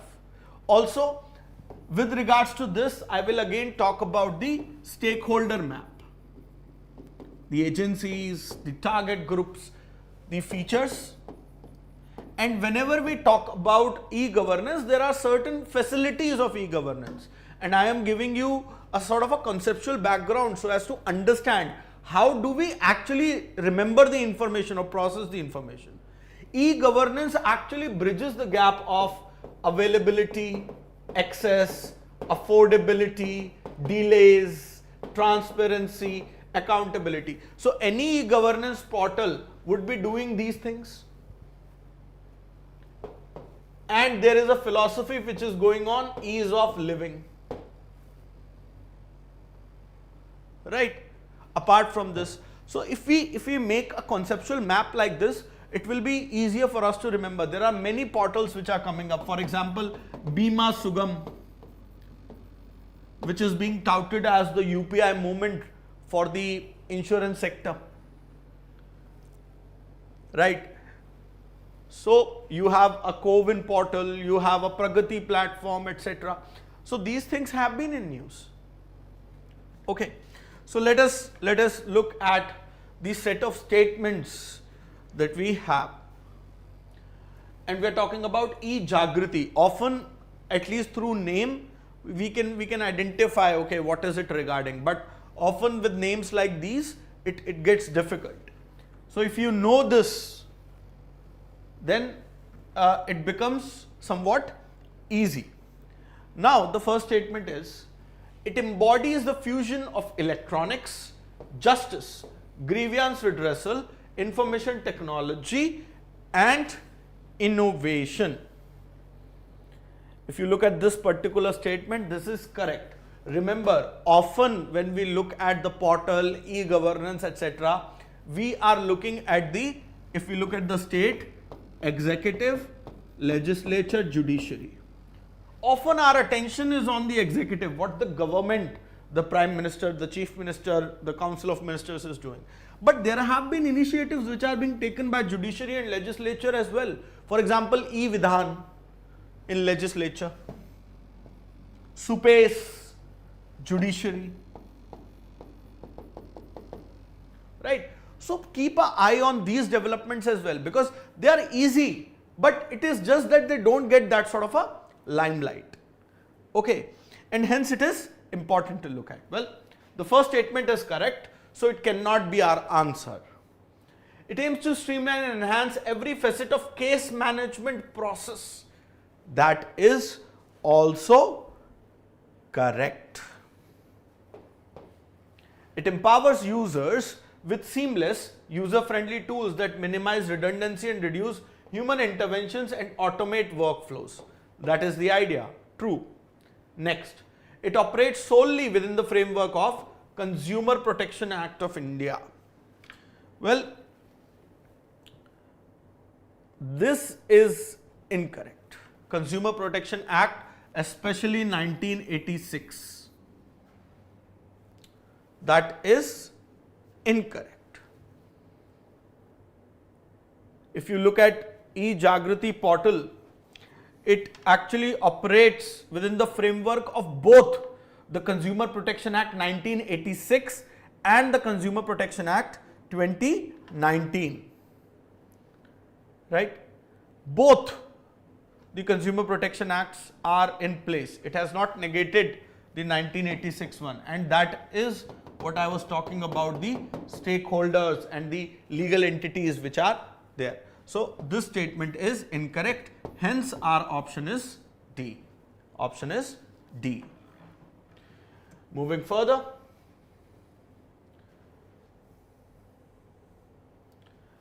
Okay, so consider the following, this, and then you have the subscript here, which is ideally in this case the main thing, NLM. How many of the objectives listed above is or are not part of the National Livestock Mission? National Livestock Mission. So again, the mission or the objective or the scheme and its features, that is something which is for us to know. And if you look at the format, it is a newer kind of a format wherein not which but how many are being asked. So the guesswork, the elimination, etc. are out of the window. Okay. National Livestock Mission. Increase the per animal productivity through breed improvement. Correct. Increase in production of meat, egg, goat milk, wool and fodder. Correct. Encouraging establishment of fodder processing units. This is something which is a very important part of NLM. Reduce the demand and supply gap. Promoting risk management measures including livestock insurance for farmers. That is also correct. all the 4 statements here are correct. That means our answer here is D. Answer here is D. Moving further.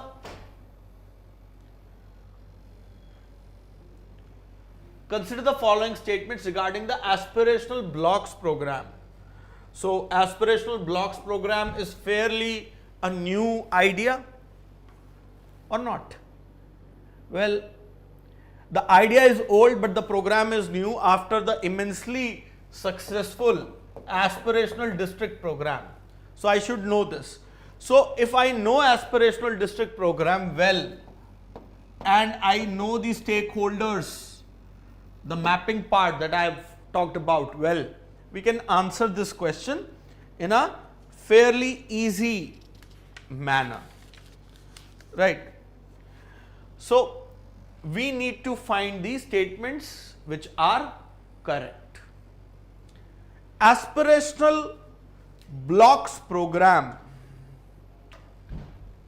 is on the lines of aspirational district program that was implemented by Ministry of Rural Development.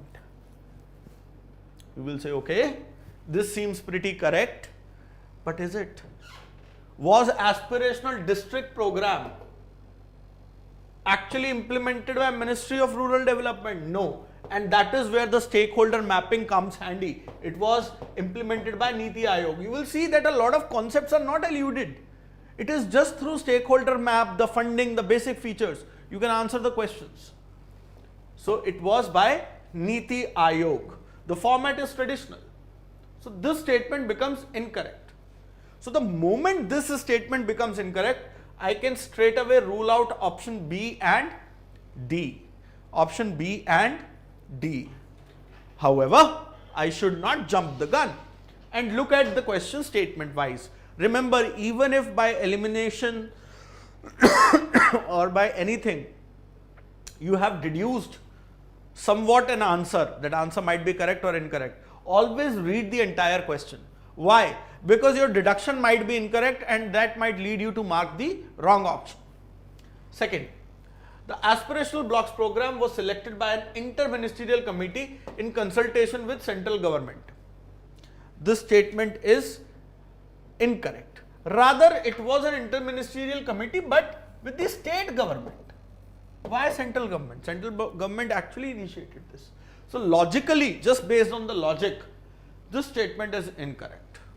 And through the options also, we can easily deduce that second statement is incorrect, because amongst A and C, it is not there. If you see the question now, the balance tethers on statement 3 and 4.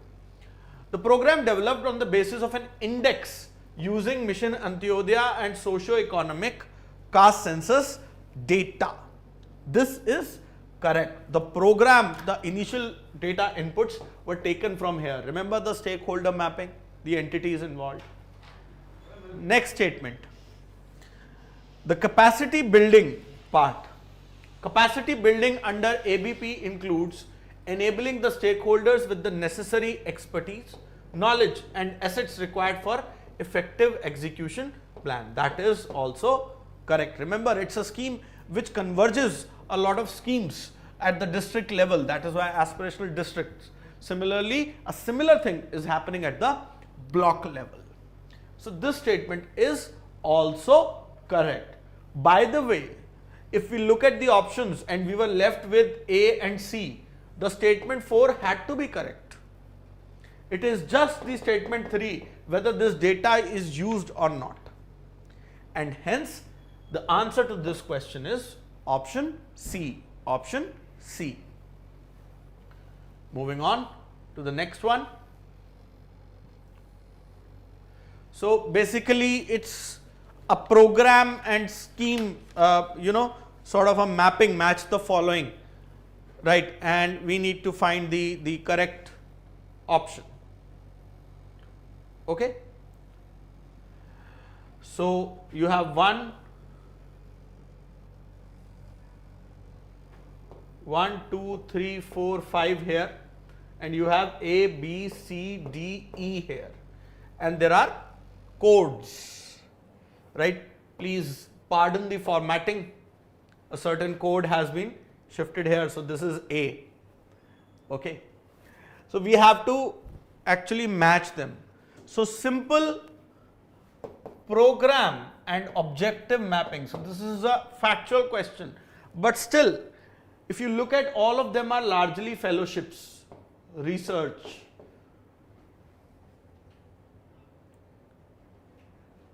Right?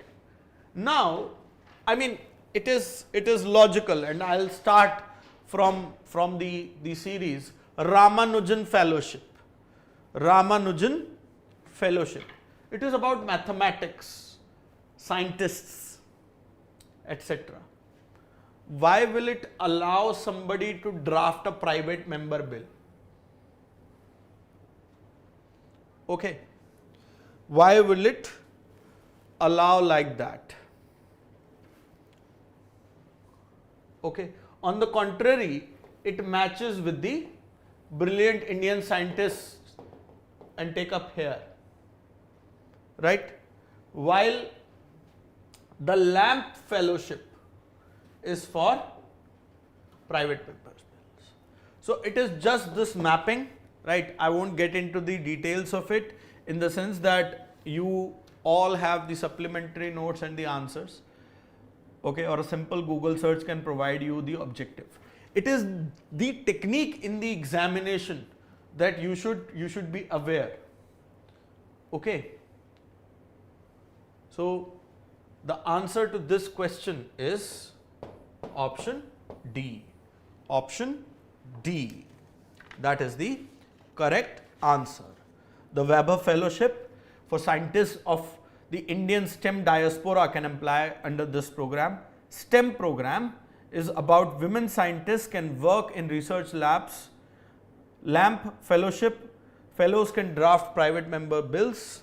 Young India Fellowships offer residential postgraduate diploma in liberal studies.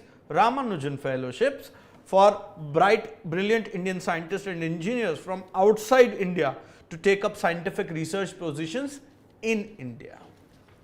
Right? So with this, we are done with the questions of governance. Let us look at the miscellaneous part I was talking about at the start. So, here's question number 28. Consider the following statements regarding Dada Saheb Phalke Awards. So, Dada Saheb Phalke Awards are given for films, right?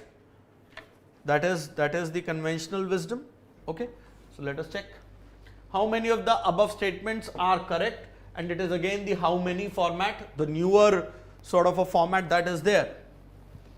The Dada Saheb Phalke Award is India's highest award in the field of cinema, presented first in the year 1939.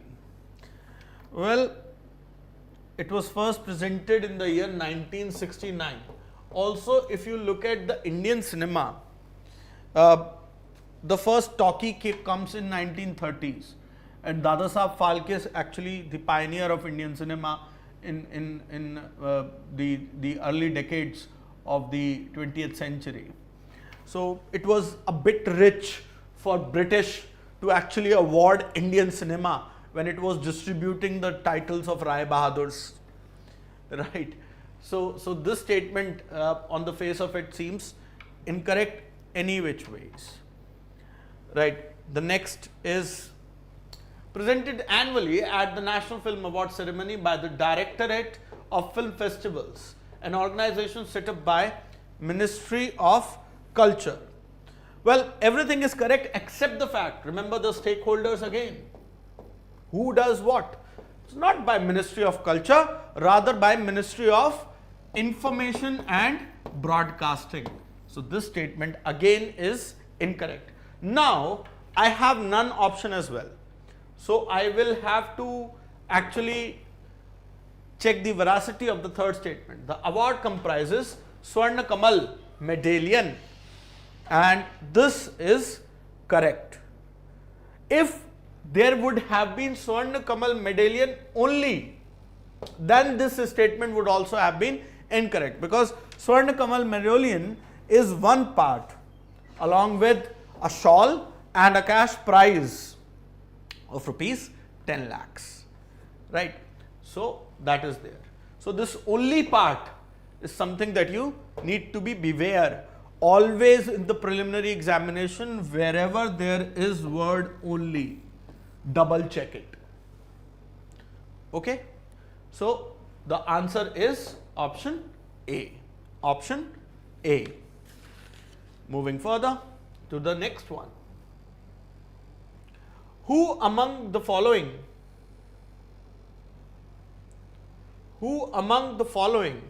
wrote India's movement, changing power equations around the world? Well, a lot of books are coming, and we have seen over the past years that a certain book is being asked, right? So if you know, you know, it is factual. So the answer to this particular question is option D, Mohan Kumar. Mohan Kumar is a veteran diplomat who has represented India in multiple international forums and countries, right? And this book, the India's Movement, Changing Power Equations Around the World, was written by him. Remember, Dr. Jayashankar's book also made quite some news, right? And therefore the option can be confusing, but it was Mohan Kumar indeed, and this was in news as well. Moving to the next question. Which of the following is the largest refugee camp in the world? Remember, when we talk about the refugees from Africa, from Syria, right, Rohingyas, so the issue comes up. There are various conventions regarding refugees, etc. as well. But recently, in India's neighborhood, Bangladesh has flagged certain concerns. And in this light, the Kutupalong refugee camp, which is located in Bangladesh's Cox's Bazar,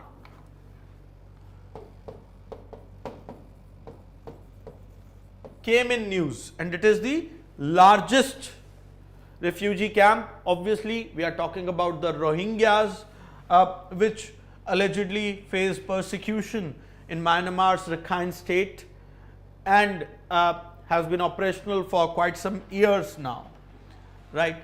And hence the answer here is option A. Option A. Next, question number 49. Lake Kivu. How many of the given statements are correct? Well, Rwanda and UK were in news for the fact that the deportation, etc. were being talked about. Lake Kivu is one of the 3 lakes in the world that undergo limnic eruptions. The others are Lake Neos. So from the location in news aspect, and Lake Monon.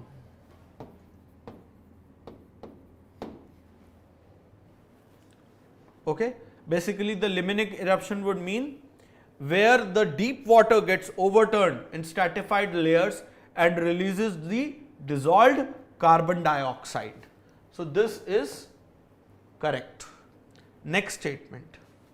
Rwanda is the only place in the world where one can find Twa, that is the pygmy people. If you look at the Twa people, they are scattered throughout the Central Africa, including the modern day Congo as well. So Rwanda is not the only place. So this statement is also incorrect. But remember, we have none in the option. So we'll have to see the third statement as well. Under UK-Rwanda Asylum Partnership, UK will deport all the illegal immigrants to Rwanda. This was in news, and this is something which is correct. Even if I do not know these things, I can say that at least third statement is correct. So the answer to this particular question would be option A. Option A.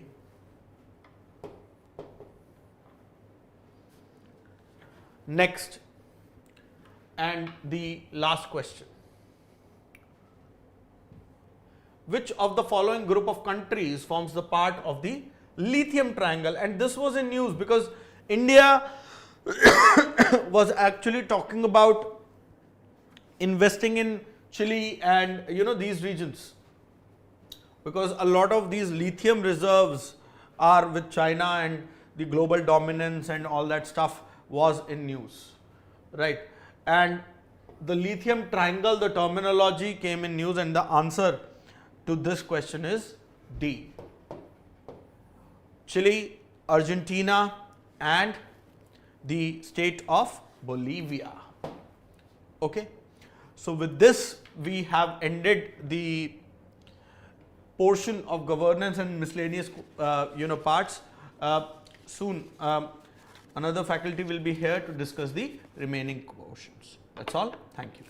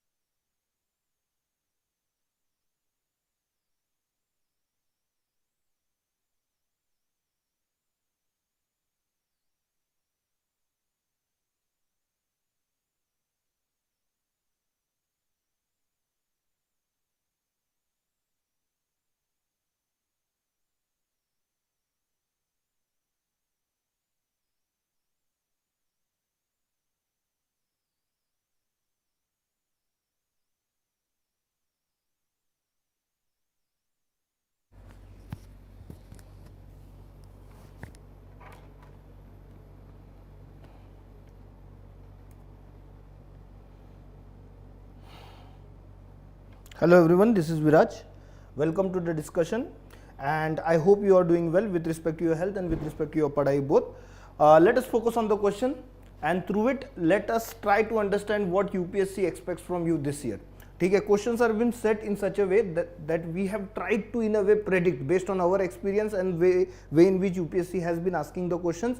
We have tried to predict the line of questioning and the content with respect to which question can be asked. So the first question is with respect to delimitation commission. Dekho, delimitation commission has become very important this year, and it has become very important for the reason that Women's Reservation Act has been passed, and it mentions about delimitation commission.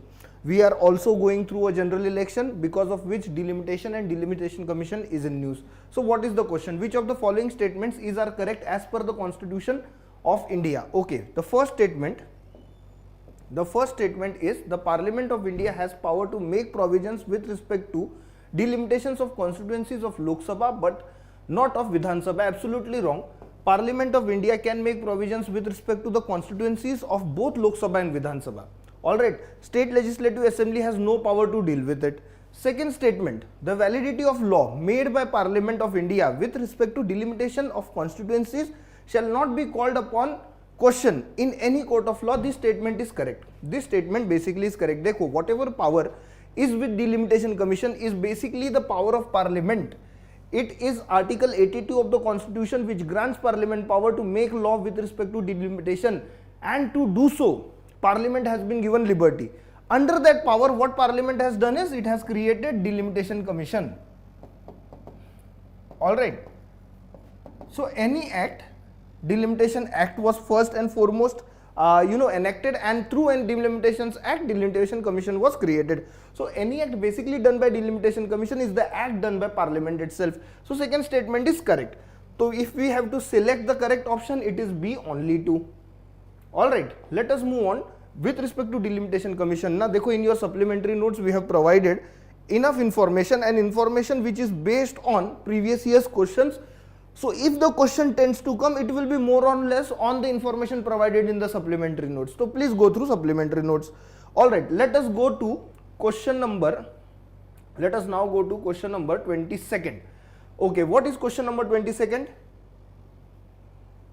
Question number 22nd reads, consider the following statements about Panchayati Raj institutions in India. Alright, not less than 1/3 of the total number of offices of chairpersons in panchayats at each level are reserved for women. Absolutely correct.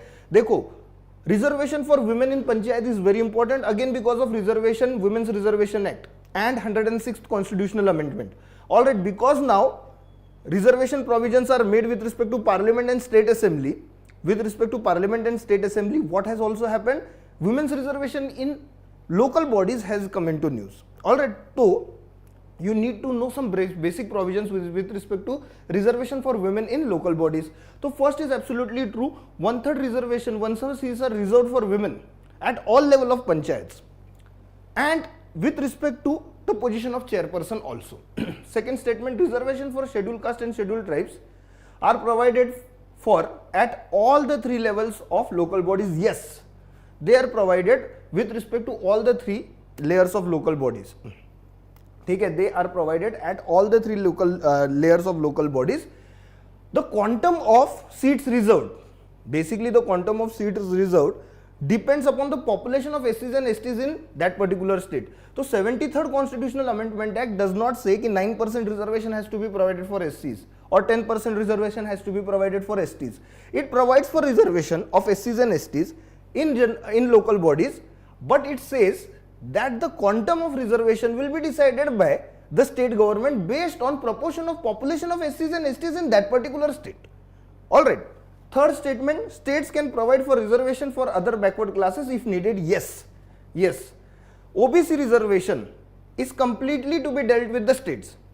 73rd Constitutional Amendment Act says OBCs can be given reservation, but giving OBCs reservation or not in the election of local bodies is completely the prerogative of the state government. Alright. Fourth statement, State Election Commissioner is appointed by the President of India on the advice of Governor to conduct panchayat elections. Nahi. Dekho, State Election Commissioner is appointed by Governor, not President. Appointed by Governor, not President. Removal is done by President, and removal has to be done in the manner in which the Judge of High Court is removed. That is a motion with respect to his removal has to be passed by both Lok Sabha and Rajya Sabha. Okay. Now we will move to question number 23. Let us now go to question answer. So 3 statements are correct. How many of the statements are correct? C, only 3. Only 3 is the right answer. Moving on to question number 23 now. Now very important question. I consider this question to be very important. Why? Because it beats upon a concept, and UPSC in the last few years now it has been fascinated by concept. Direct concept pe they are asking question and they are asking you meaning of that particular concept. Okay, so we will deal with this question. Consider the following statements regarding concept of equality before law. Equality before law is an aspect of rule of law. Absolutely correct. Equality before law is part of the larger concept called rule of law. Rule of law dekho basically has 3 principles. Alright, first is equality before law, that is everybody should be treated equally without discrimination. Secondly, nobody should be punished or prosecuted. Nobody should be punished or prosecuted if that person has not committed a crime.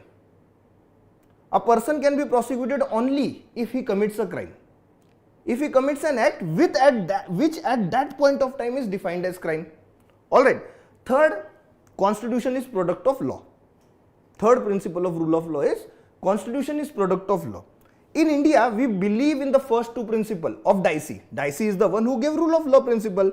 So we believe that there should be equality before law. Second, we also believe that a person should only be prosecuted and punished if that person has committed an act which at the time of committing that act was a crime.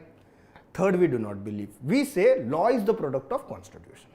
Alright. So a small recap for you guys with respect to these 2 concepts. It is very important. Dekh lena is bar there will be question on equality before law. Second statement. The concept of equality before law denotes that all people should be treated equally without discrimination. Yes. Yes. Dekho, we have equality before law in Article 14, but we provide for exceptions. Alright. But basic meaning is everybody should be treated equally without any discrimination. Other than equality before law, na, just have a look on equal protection of law. Okay, equal protection of law, equality before law, rule of law and procedure established by law. These 4 principles I want you to take a look at because there is high probability of a question coming on these 4 principles. According to Supreme Court, equality before law, or sorry, rule of law is part of constitution's basic structure, so it cannot be touched by constitutional amendment. Another thing Supreme Court has also mentioned with respect to rule of law, where do we find rule of law in Indian constitution? It is article 14, not explicitly mentioned, but it is in article 14. Chalo, now let us move at the next question, question number 24. Now this question is on the heart and soul of Indian constitution, that is article 32. Article 32, as mentioned by Dr. Ambedkar, was heart and soul of Indian constitution.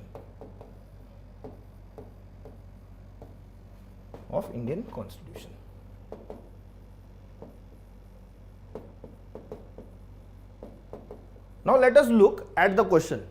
Which of the following statements regarding article 32 of the Indian constitution is are correct? It provides for provision to enforce fundamental rights. Obviously, if your fundamental rights are violated, what you can do? You can directly go to the Supreme Court. You can basically directly go to the Supreme Court and say my fundamental rights are violated, please enforce them. Alright. So that is with respect to article 32. With respect to article 32, now therefore this power is only with respect to Supreme Court. For High Court you have to go under article 226. ठीक है, चलो. Next, the Parliament can empower any court other than the Supreme Court to exercise the power of issuing writs under this provision, that is under the provision of article 32.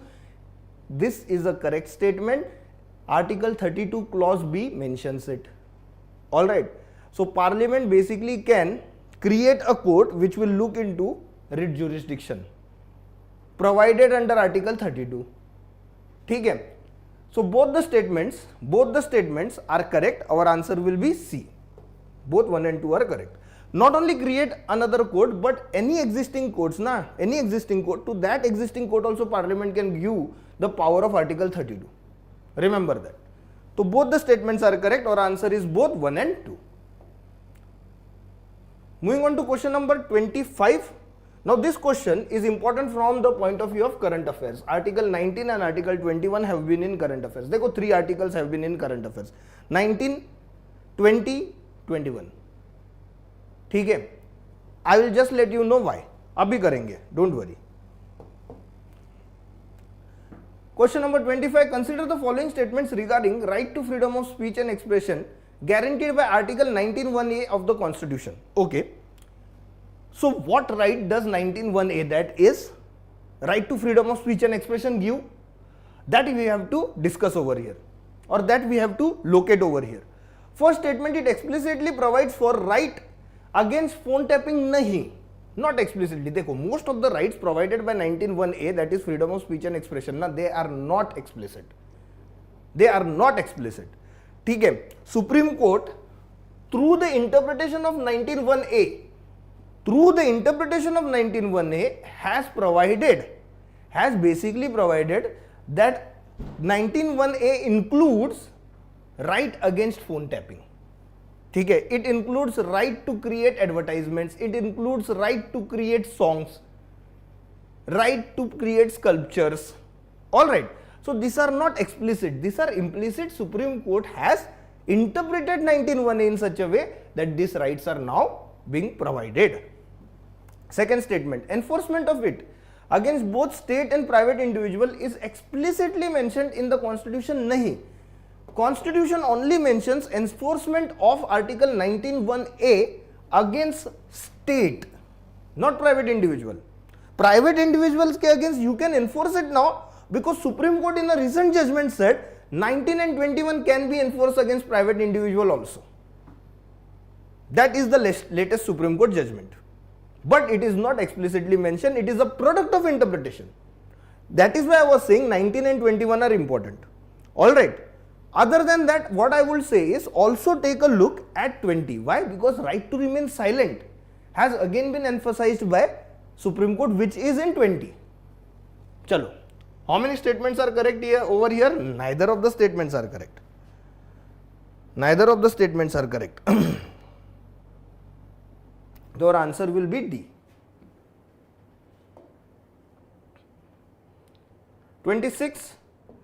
Now this organization cert.in, why it was in news? It is an important question for this year. Cert.in is important this year. Why? Because central government removed it from the ambit or purview of RTA.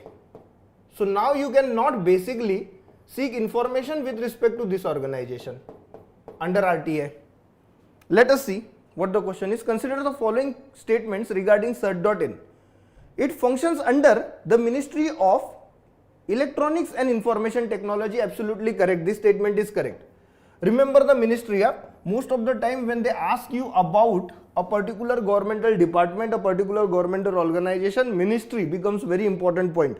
And most of the times ministry ही वो गलत लिखते हैं. Alright, because in objective you can catch them. ठीक है? But ministries with respect to ministries, na, it can be confusing. So it is Ministry of Electronics and Information Technology. Second statement is with respect to the objective.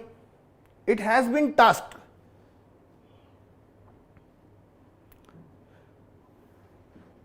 It has also been tasked to perform emergency measures for handling cyber security incidences along with guidelines, issuing guidelines and advisories for their prevention. Yes, this is the primary objective. This is the primary objective of cert.in. It is an emergency response team with respect to cyber security of India. Third, cert.in is exempted from the purview of Right to Information Act. Yes, this is correct according to the latest government notification. Hence, I was saying that this organization is necessary. If the question comes on cert.in, it will be on these lines. And it will be mainly focused on the last statement. Mainly focused on the last statement. Remember the ministry, remember the objective, your work is done. Detail में नहीं जाने का अभी इतना. ठीक है? So, which of the statement is correct? C. All the three. चलो. तो option C is the right option. Moving on to question number 27.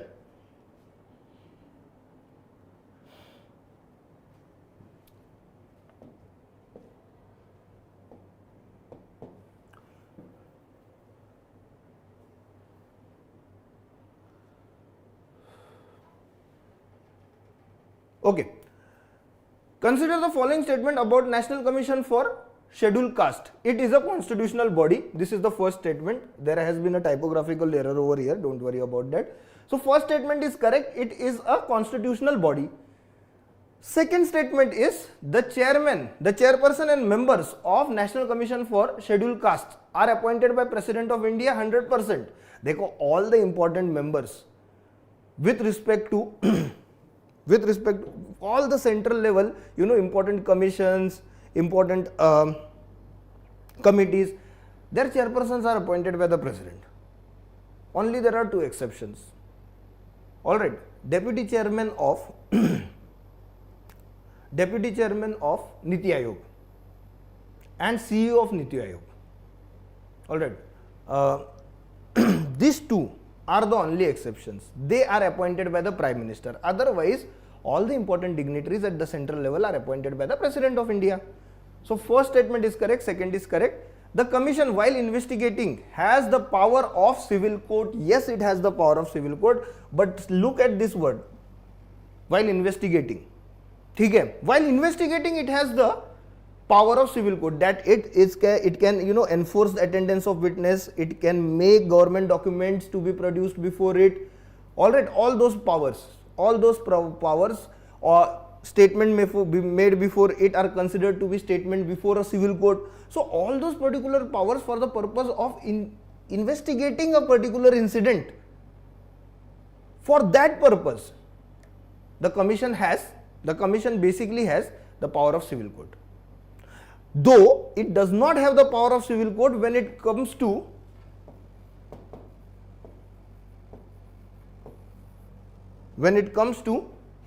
giving awards. Awards in this particular context is judgment. It cannot pass judgment. What it can do is, it cannot pass award, it cannot pass judgment. What it can do is, it can pass advice. Remember, in no case National Commission for Scheduled Caste can pass an order. It cannot pass a judgment. It can recommend. Even with respect to financial compensation to victims, it can only pass recommendation, not judgment. So which statement is basically correct? All three statements are correct. The answer is C. The answer is C. Moving on to question number 71.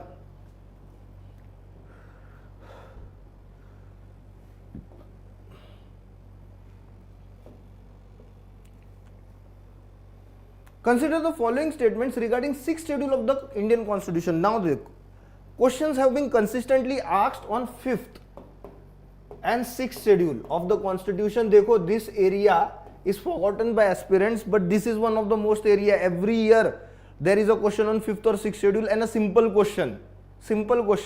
ठीक है? And this year na 6th schedule becomes overwhelmingly important. Why? Because Ladakh has been demanding the status under 6th schedule. So 6th schedule becomes very important. 5th or 6th पे तो वैसे ही question है. Every year they will ask you question on it. It is one of the favorite areas of UPSC. Let us look into, and the question that we have created na is in the lines of how UPSC or what type of information UPSC wants you to know with respect to the 6th schedule. So चलो देखते हैं. 6th schedule of the Constitution provides for administration of tribal areas in Assam, Meghalaya, Tripura and Mizoram. Yes. First statement is correct. Remember the name of these 4 states. The 6th schedule is at this point of time applicable only on these 4 states. The first statement is correct. Second statement, President of India can appoint a commission to examine and report on any matter relating to administration on autonomous district or region. Nahi, it is the governor of the state. Governor of these states, what they will do is they will appoint a commission to look into the administration. Alright, look into the administration, how the administration is going on, how it can be better. They will submit the report to the governor. Governor is presented to the President of India. ठीक है, तो commission will not be formed by the president, commission will be formed by the governor. Third statement, Citizenship Amendment Act is inapplicable, not incapable, is inapplicable to the tribal areas mentioned in 6th schedule of the Constitution and to areas falling under inner line permit system. Absolutely correct. Remember this particular fact about Citizenship Amendment Act where it is not applicable. It is not applicable in 6th schedule states and the areas where inner permit line system is prevailing. So first statement is correct, third statement is correct. Our answer therefore will be, how many statements are correct? Our answer is 2 statements are correct. B is the answer. 72. This is with respect to Bal Aadhaar Card, an important initiative of Government of India.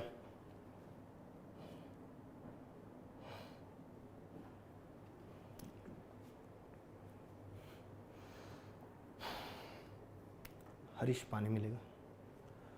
Which of the following statements regarding Bal Aadhaar Card? Which of the following statements regarding Bal Aadhaar Card are correct?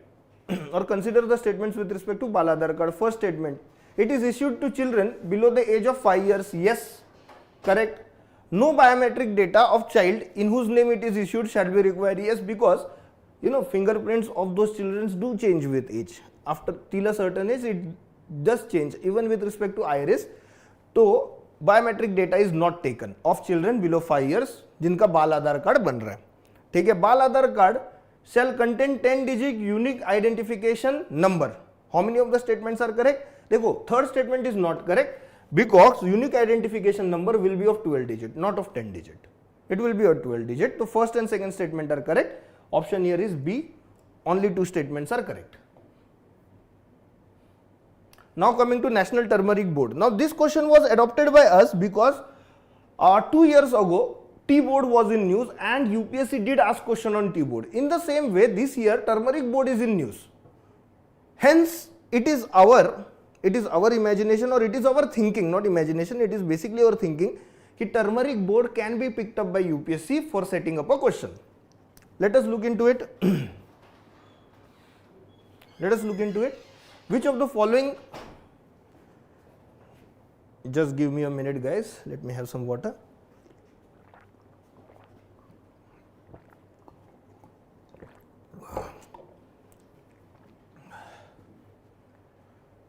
Which of the following are objectives of National Turmeric Board?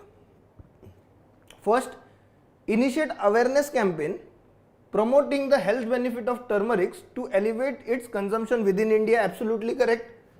Collaborate with Ministry of Ayush. First statement is absolutely correct. Second statement, collaborate with Ministry of Ayush to encourage the use of turmeric in traditional Indian medicines? Yes. Conduct market research to identify potential international market for turmeric and its product? Again correct. Fourth, facilitate Indian turmeric exporters participation in international trade fairs and exhibition? Yes. And fifth statement, collaborate with Ministry of Commerce and Industries to negotiate favorable trade agreements benefiting turmeric exports. All these statements are basically correct. 5 out of 5 are correct. Alright, so our answer will be D. One more thing, if you need more info with respect to turmeric board, exam oriented more info, not blindly reading whatever is available to you on internet, you can refer to GS Score Ka Prelims Sampurna. You can refer to GS Score Ka Prelims Sampurna. It will basically help you to provide information which is exam specific on turmeric board. So all the statements are correct, therefore answer will be D. Moving on to the next question, and this is very important, one of the most important topics my dear friends. बहुत ज़्यादा ज़रूरी है. Apart from Women's Reservation Bill and Telecommunication Act ना, I feel this particular act will be asked this year. Why? Because government implemented it. Alright, government has implemented it. Consider the following statements regarding Citizenship Amendment Act 2019. The act seeks to provide citizenship to Hindus, Jains, Christians, Sikhs, Buddhists and Parsis.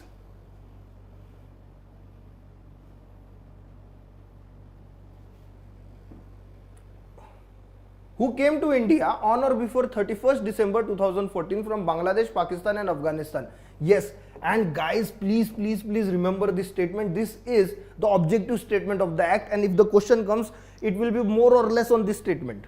It will be more or less on this statement. This is the objective statement. It covers all the important facts. This statement alone covers all the important facts related to Citizenship Amendment Act, the most important facts. Second statement, Indian citizenship will be granted to the immigrants through naturalization who has lived in India in the last 1 year and 5 years in the last 14 years. Yes. So with respect to naturalization, the time to stay in India has come down, has been made to come down. So if you are in India consistently for the last 1 year and for 5 years in the last 14 years, you will be granted citizenship if the provisions with respect to the first statement are also covered by you. Third statement, applicant needs to prove their country of origin, religion, date of entry into India and knowledge of an Indian language to qualify for Indian citizenship. Yes, they should know at least one language which is mentioned in 8th schedule of the constitution. So all the 3 statements are correct, hence our answer will be C. Our answer will be C. Okay, 75th question. Now this question was taken before, because 2-3 years ago what UPSC did was, it did ask question on post-independent political parties. So we also decided that one question, let us pick up one question which is most likely for UPSC to be considered. Why? Because Communist Party of India is in news again. If it does not do well in this general election, its national party status will be taken away. That is why this question was picked up from the point of view, or from the core of asking something based on Communist Party of India. We do not want to get into the party's history, but yes, with respect to parliamentary democracy we could have asked, and we have done that. Which one among the following political parties came second in terms of seats won in the first Lok Sabha election in India? It was Communist Party of India. B. The answer is B. The answer is B.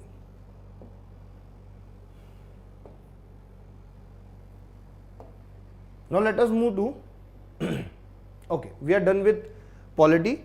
Guys, thank you so much for being part of this discussion. I hope you are doing well with respect to your studies. Just one advice I will give, don't add up anything now to your studies. Whatever you have studied, repeat it, revise it. Second thing, what I would say is, if there is any kind of assistance needed, come to us, we'll help you out. And third is, go through questions as much as you can. Go through questions as much as you can, because that will help you, because that basically will help you to trigger your memory with respect to the question asked. Dekho, in prelims You don't have to write answer, you have to identify the answer.